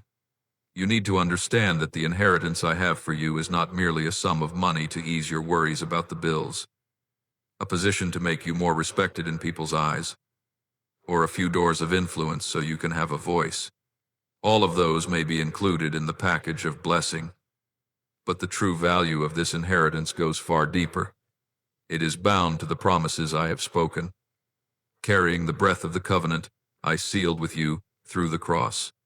Each blessing is not just a random good thing, but like a document stamped by my throne, like a royal seal declaring, "This person belongs to me. This life is in my hands. This story is not written by human will but ordained from heaven." Therefore, when the inheritance reaches you, it carries the weight of my righteousness, my truth, and my faithfulness, not merely what people call success in society's eyes. You once came to me asking only for enough food, asking not to be in lack, asking simply not to be in need. In your size, you often asked only for what was necessary, not daring to think about anything beyond the bare minimum. But I am not the one who throws you a temporary piece of bread and then leaves you to fend for yourself. When you ask for provision, I am not only arranging things so that you make it through this month, this job, this project. I am rebuilding the entire picture of your life. I do not only want to give you a stable income. I want to give you the meaning of living. I want you to wake up each morning knowing why you exist, for whom you live, and for which Lord you give yourself. You think you are asking, "Lord, let me survive," while I am answering, "I want you to live with purpose." You have sat alone many times and asked me, "Why did these relationships fall apart? Why is my family fractured? Why have the very people I trusted most wounded me the deepest each time?" You hope I will give you a clear answer, a reasonable explanation.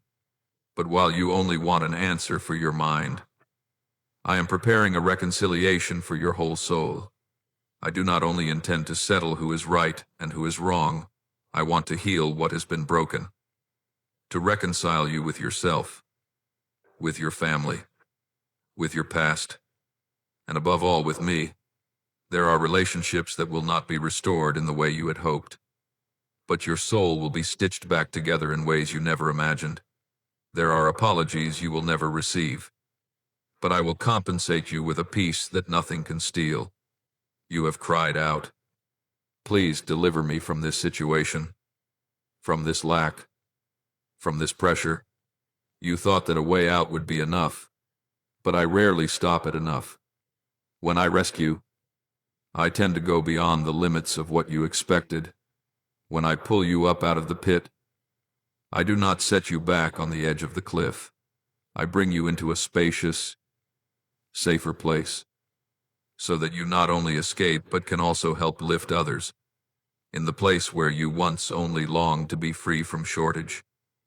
I have destined you to step into a season of abundance, not abundance for meaningless spending, but to share, to build, to support, to care for those who are going through what you once endured, and all the tears you thought were wasted, I have quietly gathered, and I have decided to multiply what you have sown in faithfulness.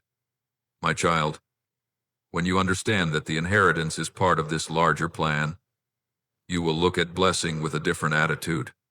You will no longer see it as the result of my efforts, but as a testimony to mercy. You will not use it to elevate yourself, but to bow down and serve.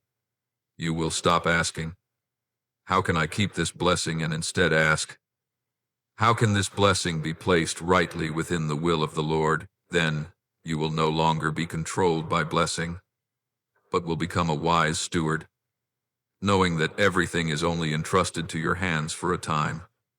While the purpose and the ownership remain in mine, I also want you to know that there will be people who refuse to accept your change. They have grown used to seeing you as a failure, a hopeless dreamer, someone with faith but not realistic. When I lift you up, they will feel uneasy, confused, even suspicious. Some will say, "You just got lucky by chance." Some will say you have become pragmatic. And some will cling to your past mistakes in order to deny what I am doing now. Do not let your heart be tangled up by these things. I do not give you an inheritance so that you can go around explaining yourself to everyone. I act so that my name may be revealed, and those who sincerely seek me will recognize that this is a story of grace, not of self-exaltation. Precisely in the days when blessings begin to pour down, I want you to engrave this in your heart. I am the one who has walked with you from the very first day, from when you were clumsy, immature, wounded, and weak. I was present in every stumble, in every moment when you thought, "This time God must have abandoned me." If today you are standing in a more spacious place, it is not a sign that you have become more outstanding, but a testimony that I have never let go of your hand. That very awareness will keep your heart tender in the midst of honor. It will keep you from turning your inheritance into a platform to stand on, and instead make it a bridge that leads others closer to me. Let me remind you once more, plainly, when I decreed an inheritance for you, it was a decision signed with the blood of my only son, not a temporary favor granted because you happen to please me.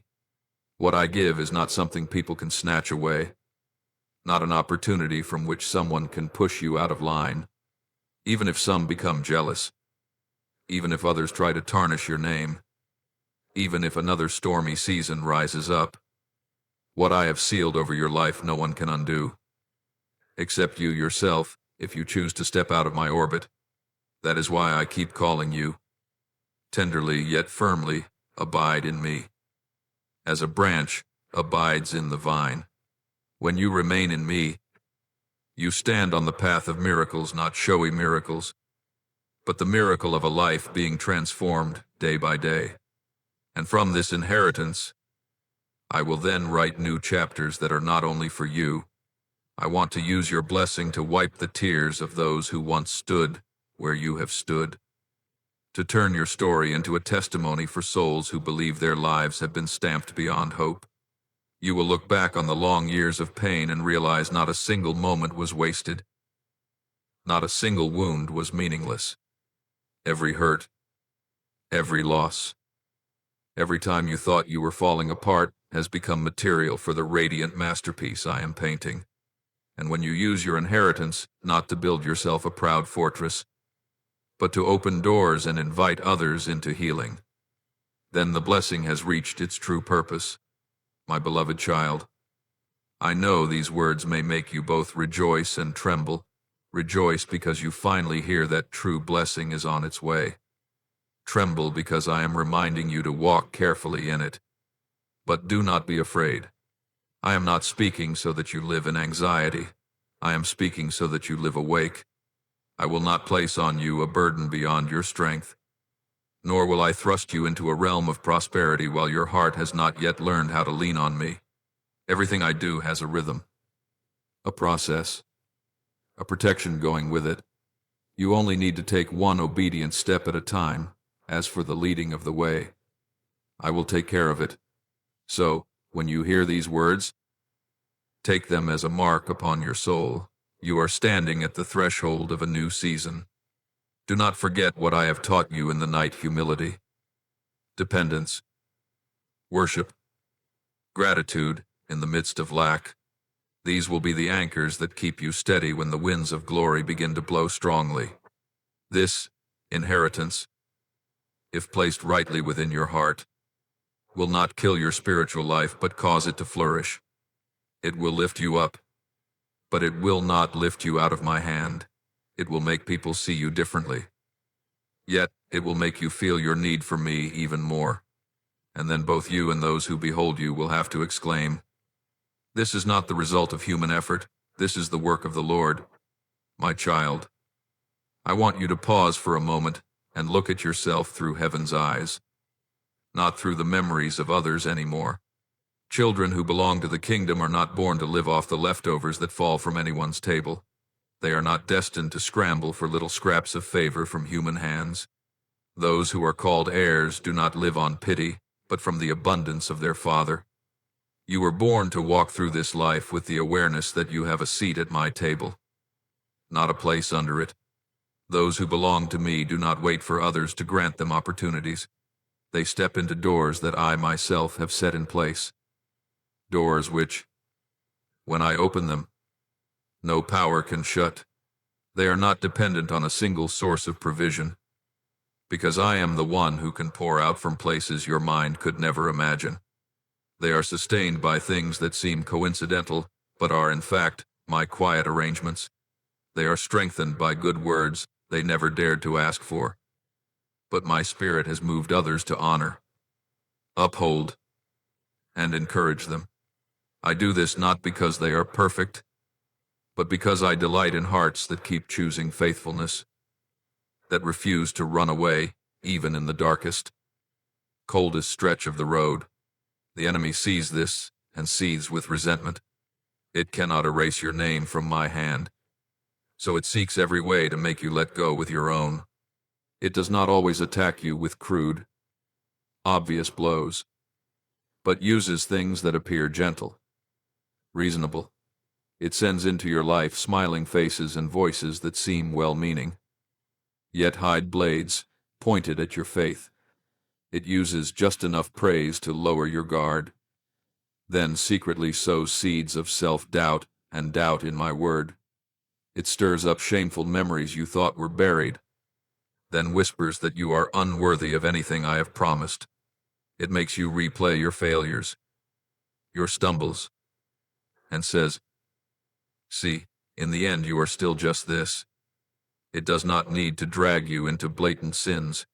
It only needs to make you give up, shrink back, and devalue yourself to the point of refusing the very inheritance that is yours. But my dear one, what it never expected is that, throughout all that time, I was not standing at a distance watching. I was covering you in the very moments when you could not feel me at all.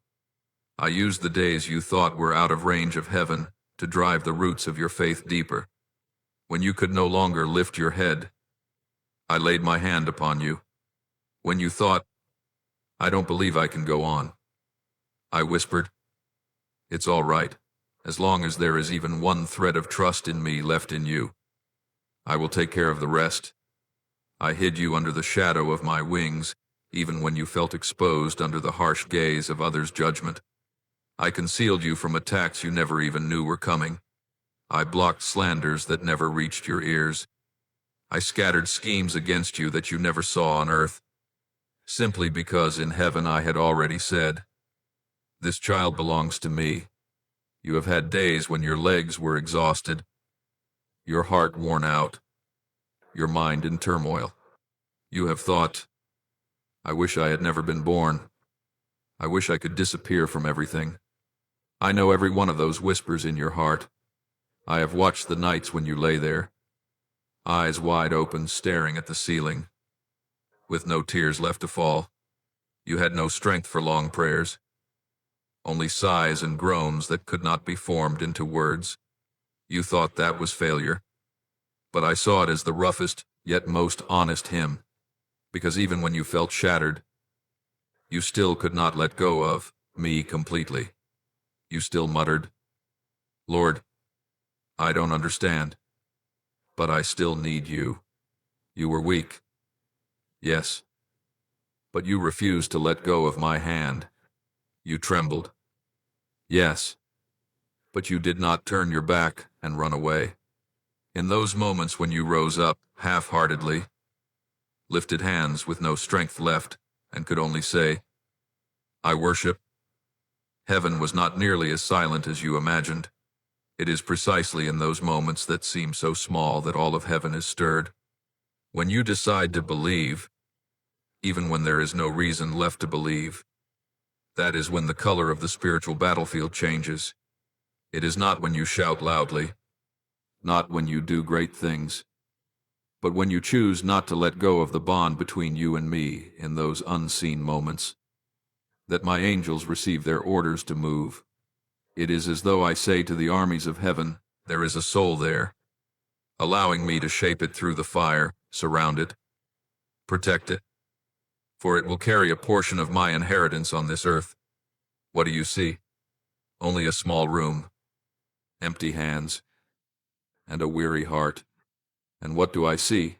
An heir being forged into strength, a witness being formed in the dense darkness of despair. The inheritance I have for you was not thought up recently, nor did I wait to see you doing okay before hastily putting it together. Your life did not begin on the day you became aware of yourself. It began in my thoughts. Even before your body was woven together, I had written the first lines of your destiny in my scroll. I knew which dead ends you would walk into. I knew where you would choose wrongly. I knew your stumbles, your compromises, the times you would wound yourself. I have seen even the dark passages you are still too ashamed to tell anyone about today. Yet through all of it, the map of your inheritance was never torn up. It was folded. It was delayed. Some paths were made longer, but it has never been erased. It is true that unwise decisions have sent you on detours, and soul ties with this person or that have drained your strength and pulled you off course. It is true there were times you joined hands with things that were not from me, leading you into dead ends where I had never set my feet. There were relationships, alliances you thought were a blessing, but in reality they were delicate nets, slowing every step you took toward what truly belonged to you. I saw those invisible cords, and little by little I allowed situations to arise so that they might be exposed. Each time you were betrayed, abandoned, or misunderstood by those you trusted, you thought I was silent, but I was using those very collisions to snap the links that had been wrapping themselves around your soul. You once complained, "Why did you not let me receive the blessing earlier?" When I was still fervent, still young, with so many opportunities ahead, you did not know that if I had placed the inheritance into your hands while your soul was still in turmoil, while your eyes were still dimmed by flattery, it would have drowned you. In those days you were easily swayed by warm handshakes and invitations to partner that sounded noble, yet hid selfish motives. Back then you still believed that anyone who spoke of me, who used my name, must be upright. You were not yet seasoned enough to distinguish the true light from the light reflected off a warped mirror. You were moved too easily by those who appeared to honor you, and so you were ready to share spiritual matters of life and death that should have been kept hidden. Had I given you the inheritance then, too many wrong hands would have reached in to benefit from what was crafted specifically for you. I love you too much to let that happen. That is why I let time become your teacher. Pain did not come to kill you, but to make you grow. Those long stretches of silence were not me abandoning you, but me teaching you to distinguish my voice from the thousand noises around you. Human rejection became the bitter medicine that helped you stop depending on the gaze of others. Each time you were pushed to the back, seemingly disqualified from the race, I was pulling you closer to my heart. In loneliness you learned to recognize my voice, not through emotion, but through a quiet knowing. In tears you learned that not everyone who stands beside you is meant to walk with you to the end. In the breaking, you began to love truth more than smooth appearances. Now, when you look deep within yourself, you can recognize this: you are no longer who you once were. You are no longer easily swept away by inflated praise or by invitations that seem spiritual, yet run against the peace I give. You are beginning to see the difference between those who come to seek favor and those who come to share the burden. Your yes and your no are no longer based primarily on advantage, but on the whisper within your heart. You can now stand before things that once overwhelmed you without trembling as before. Pain has thickened the fragile skin within you, not to make you callous, but to give you the strength to guard what I am about to entrust to you. Now I can tell you what I could not say before the time has drawn near. Not because you are now perfect, you never have been, and you never will be perfect by your own standard. But you now bow your knees before me more easily than you bow your head before the world. You have learned to let go of certain people in order to keep my voice, rather than keep a few and trade away my presence.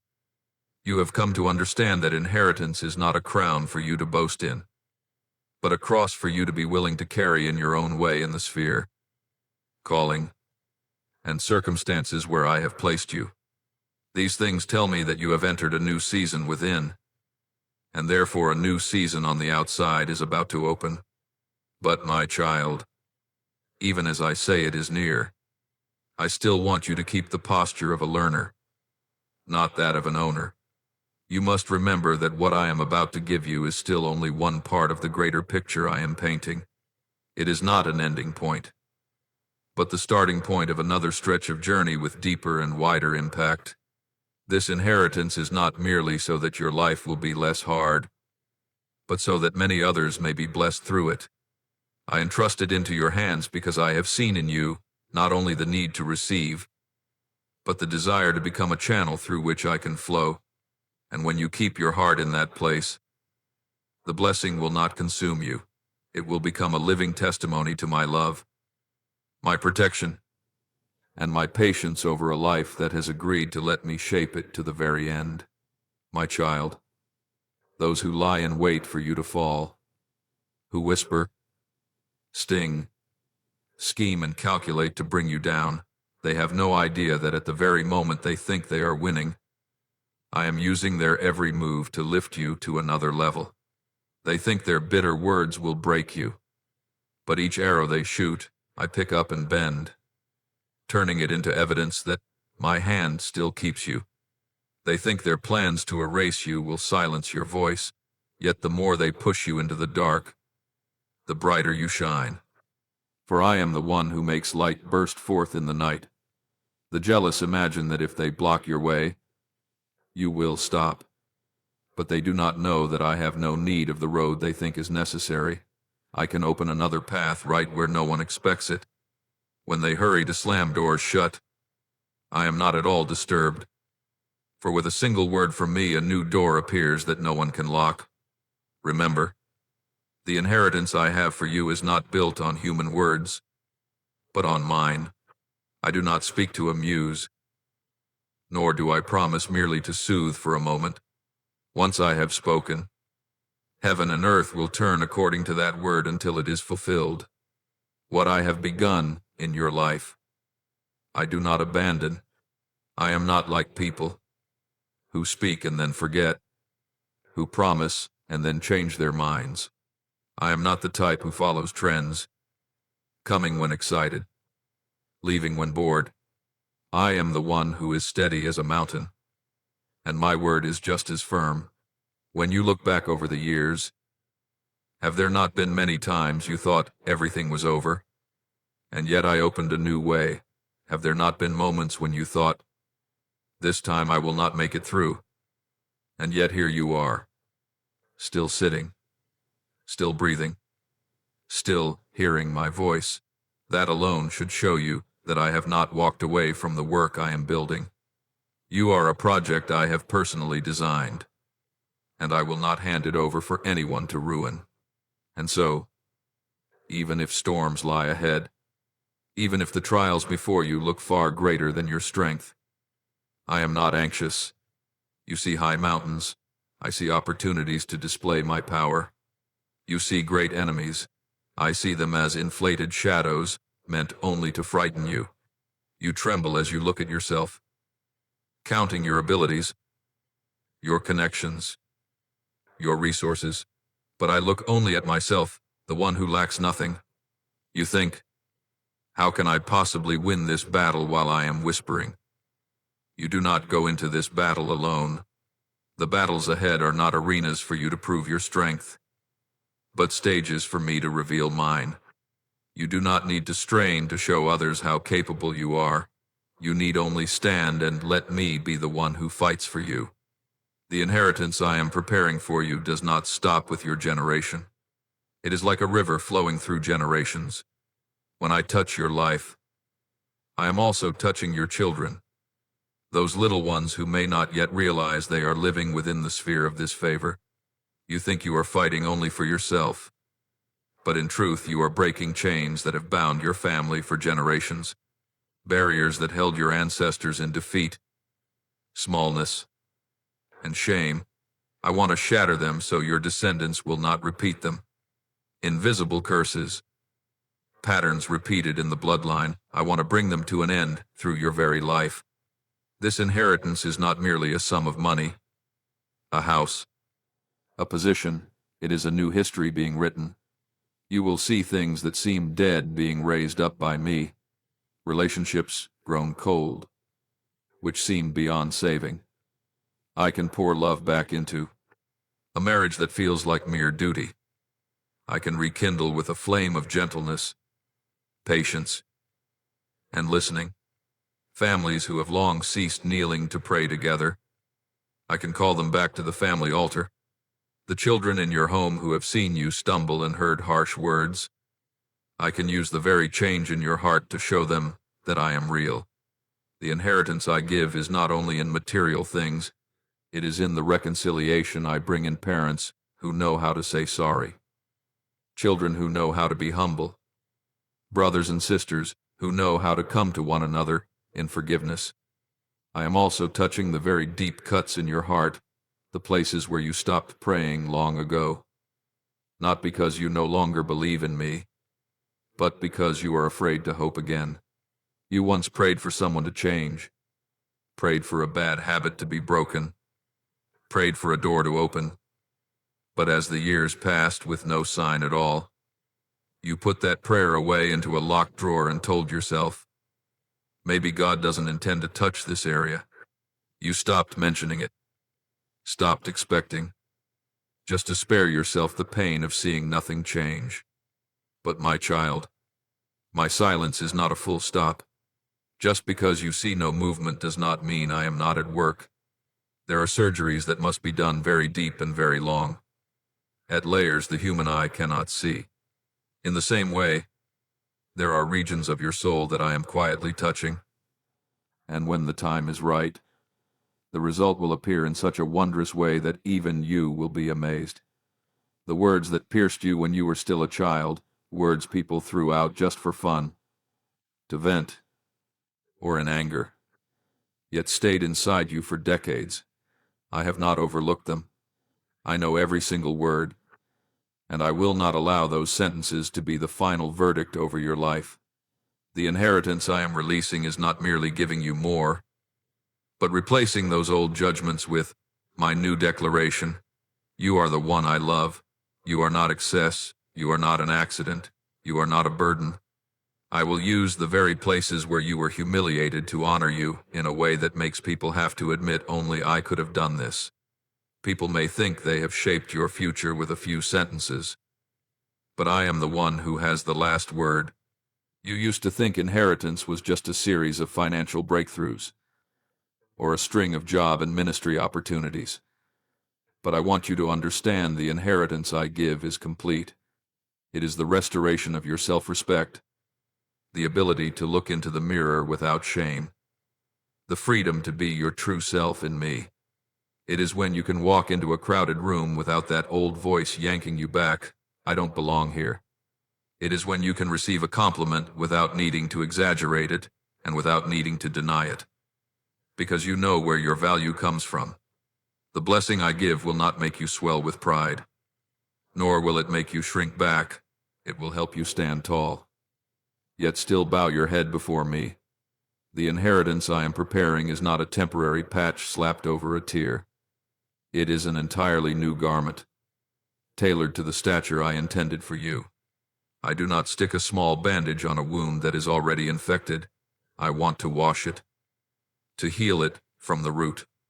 I do not want you to merely hurt less. I want you truly well. I do not want you just to survive. I want you to live fully. Therefore, the blessing I give will be accompanied by inner transformation. You will not only receive things to use, but also the kind of heart that can carry them. And pay attention to this. What I pour out over you is not the crumbs that fall from someone else's table. You do not live off leftovers. You do not eat what others have refused. Your inheritance is not what people no longer want. I give you your own portion, a portion marked in heaven with your very name. The flow I have prepared is not a little stream that easily dries up under the sun, but a deep source flowing from me myself, the one called the spring of living water. You do not have to run from place to place trying to catch a few drops. When you are in me, I can cause a spring to break forth in your very desert. When everything around you is barren, you can still be renewed, because your source does not come from circumstances, but from me. The words I promise you are not dangling in midair, waiting on chance. They rest on the foundation of my very nature, faithful, unchanging. You change. Others change. The seasons of life change, but I do not. When I say I will be with you, I do not add conditions afterward. When I declare that I have plans of peace for you, I do not step back when you stumble. I correct you. I reorient you. But I do not withdraw my promise. This inheritance is not of the kind that is here now, gone tomorrow, here today. Who knows about tomorrow? It is a steady process, held fast by my own hand. Even when your hand shakes, I do not let go. You may ask, so, what do I need to do in all of this? I say to you, only this: remain in me. Do not leave the place I have planted you. Keep your heart soft, so that when blessing comes, it does not harden your heart. Let me lead you step by step, even when you think you are wise enough already. Let me call you back to the secret place every time you begin to be intoxicated by applause. Remember to look back and see how I have walked with you in the past, so that you can believe I will not change in the future. When you hold on to this, inheritance will no longer be a danger, but will become the road I use to bring you, and those who belong to you, closer to my heart. And then one day, you will stand and look back, in the midst of all that I have built in your life, and you will understand those schemes were never the main story. They were only the backdrop that made my grace stand out. The tears, the long nights, the words people once spoke over you, all of them only deepen and make more real my story in you. The inheritance you are stepping into is not meant to exalt you, but to retell the story of a God who keeps his word, who never abandons, never breaks his promises, and always brings to completion what he has begun. When this truth is anchored in your heart, you will walk without trembling before blessing, and without fear of losing it, because you know the most precious thing you have is not what is in your hands, but the one who is holding your hand. My child, when my words begin to take shape in your life, the very atmosphere around you will change. Not only will circumstances shift, but even the way people look at you will be different. Some will rejoice with you sincerely, but there will also be eyes watching only to see where you will stumble. That is why I do not want you to lay out everything I am doing in the secret place between you and me on every banquet table. What belongs to covenant, the times I pulled you out of the depths, the words I whispered to your soul in tears, these are not stories to parade around just to gain views. My dear one, I want you to learn which things should be spoken and which should be kept on the inner altar. Joseph once shared the dreams I gave him among those who were not on the same wavelength, and that lack of discernment drew him into a journey far more roundabout than it needed to be. I still turn evil into good, but you do not need to add extra twists and turns to your own path, just because you do not know how to handle holy things with care. What I am opening up in you right now is like pearls still wet in my hand. If you toss them carelessly before those who are only curious and not God-fearing, they will be trampled, and your heart will be crushed along with them. I want you to look straight at this reality. Not everyone who smiles in front of you truly desires to see you go far. Some come close when you are weak, just so they can feel above you. Some show up when blessing begins to pour out because they smell gain, not my fragrance. I'm not telling you to be suspicious of everyone, but I want you to have spiritual eyes to discern. If you treat everyone exactly the same, you will entrust holy things into the hands of hearts that are not faithful. I am quietly rearranging the circle around you. There are names I am pulling away, faces whose inner motives I am allowing to surface, companions you thought I sent, who in reality are only passers-by there to take and not to give. As those faces gradually become clearer, do not be alarmed and do not rush to blame me. This is how I protect the seed of inheritance that I am sowing in you, so it will not be buried in a field mixed with both truth and lies. Let me say this gently, yet truthfully. There are relationships you have called brother, sister, friend, spiritual soulmate, that I, myself, have never called by those names. You gave them the right to speak into your life. You shared with them the deepest things I had told you. You allowed them to step into places that were meant only for me, and when they turned their backs, you shattered. You did not realize that many times. By loosening your spiritual boundaries, you turned your heart into a playground for the enemy. I did not establish brotherhood in Christ to become a vessel for control, jealousy, or exploitation. When you find yourself suppressing my voice for fear of displeasing someone, when you feel choked every time I ask you to obey but they say, "Don't be naive," that is a sign that this tie is no longer pure. I do not want you to treat the words "unequally yoked" lightly. They are not a moral slogan, but a holy safeguard for your spiritual future. In this season, I myself am pulling back the curtain on the roles being played around you. I allow certain words to pierce you. I allow some people to turn away without warning. I allow awkward situations to expose the true motives in each heart. You may ask, why does God let me witness all these ugly things? But I want you to know these things did not just appear. They were already there. Only until now you did not see them. The inheritance I am about to entrust to you cannot be set down in a room full of toxic fumes. If the atmosphere around you is thick with jealousy, scheming, and envy, a blessing will be twisted into pressure, and favor will feel like a golden trap.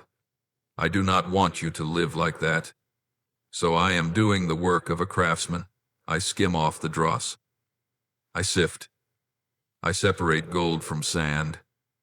I strip away what clings but does not belong to the core. That work may sound fierce, but at its deepest level it is tenderness. I know that if everything were left as it is, then when blessing pours out, the very things you refuse to confront today will be what pulls you down tomorrow. You may think it would be better if everything just stayed calm, if everyone got along, if nothing were disturbed. But my child, a false peace is more dangerous than a real storm. A house with cracks in its foundation, no matter how beautifully painted, needs only one strong wind to collapse. I love you too much to let your blessings be built on such a foundation. Therefore, if lately you have found yourself losing people you thought you could never live without, if names that once felt so close have suddenly become distant, I ask you not to see it merely as a string of tragedies. See it as a cleansing that I am actively carrying out. I am not tearing down your world for my amusement. I am dismantling what is temporary in order to build what is truly secure. What you need to do is not to try to patch back together what I am taking apart, but to stand still and let me complete my work. While I am purifying what is on the outside, I am also inviting you to look again at your inner attitude. Where do you intend to place me in every relationship and in every decision concerning your inheritance? I am not seeking the most beautiful songs or the longest expressions of devotion. I am seeking hearts that see me as their center. Honoring me is not only found in the words, "Thank you, Lord," on your lips, but in the way you dare to say no to what does not belong to me, even when it is attractive. When you sign a contract, do you ask me? When you accept a partnership, do you weigh how it will affect your inner life? When you choose to keep someone beside you only because you are afraid of being alone, do you ask, Lord, is this person in step with your will for me? I want you to let me be involved, not only in your times of prayer, but in every step you take. Do not keep me outside the process and then only call me in to bless decisions that are already finished. I am not a rubber stamp to be pressed onto the plan you have written by yourself. I am the one who writes the plan, and you are the one who walks in it. I also do not want you to treat your spiritual life as a separate area, cut off from work, family, and finances. To me, everything is one. The way you use money reflects what you worship. The way you treat those under your authority reveals how you understand the grace I have given you. The way you react when there is criticism exposes whether you are seeking glory for me or for yourself. Do not think that simply reading the Bible, going to church, and joining some activities is enough to finish the spiritual part. Your inner life is the underground stream that nourishes all the other parts. If you are indifferent, if you treat being close to me as something optional, if you regard my presence as an extra choice rather than the air you breathe, then gradually you will find blessing becoming heavy like a stone instead of light like grace. I speak to you with all the tenderness a father can give his child. The time has come for you to be serious about your soul. Do not play with what belongs to eternity. Do not come in and out of my presence as if entering and leaving an entertainment room, staying when you like it and leaving when you do not. Do not use my name to decorate your own ambitions and then call it serving the Lord. I know everything. I see clearly where you are sincere and where you are acting. What I long for is not a perfect child, but a child who dares to take off the mask before me. If you are real with me, I will be real with you. If you are willing to let me point out the dark areas in your heart that you do not dare to touch, I will lead you out of chains that not even the greatest blessing could break. Remember this, the inheritance I have for you is not only to have more but to live truer. I want to grow in you to such a degree that wherever you are, whatever you do, whomever you stand before, people will sense more of my fragrance than the scent of your success. That is why I am correcting each small detail that seems unrelated, the way you speak about others behind their backs, the way you handle conflict, the way you react when you are misunderstood. I do not correct you to make things hard for you. I correct you to prepare you for larger spaces where even one wrong attitude can cause an entire door to collapse. Before I place you where many eyes are watching, I want to be sure your heart is used to living before one pair of eyes alone, mine. If you allow me to continue this work of purification, even though it may hurt at times, you will one day realize that you have become much lighter. You will no longer have to strain to maintain an image. You will no longer be afraid of losing people, losing work, or losing your position. You will begin to understand that the only thing you truly need to keep is your relationship with me. The people who remain beside you after this sifting will be those I have appointed to be with you, not those who have clung on by their own strength. They will not be overwhelmed by your blessing, but will stand in awe of the one who blesses you. Beside them, You will be able to breathe, to be yourself, to cry, to be weak without being despised. That is the pure environment where the inheritance of heaven can blossom. Therefore, do not grieve over what I am taking away. Do not try to repaint the faces I have allowed to fall out of the frame. Do not try to hold on to the seats I have quietly moved away. The more you cling, the more you will hurt. The more you submit, the more you will be set free. Stand in your rightful place, the place of a child who knows how to fear, to trust, to obey, and to place me above every blessing.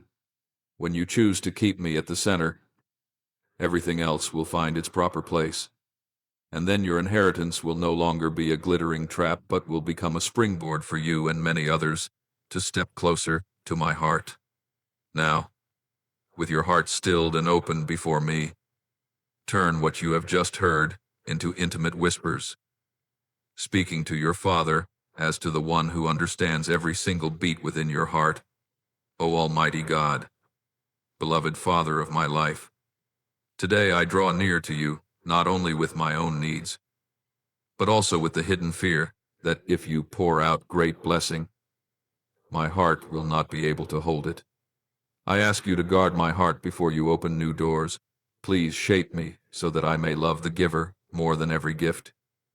Seek your face above all success or reputation. Please teach me to fear being far from you more than I fear lacking money, to tremble more at losing your presence than at losing opportunities. When people praise me, let my ears still listen for your voice. When doors open, let my knees bow even lower.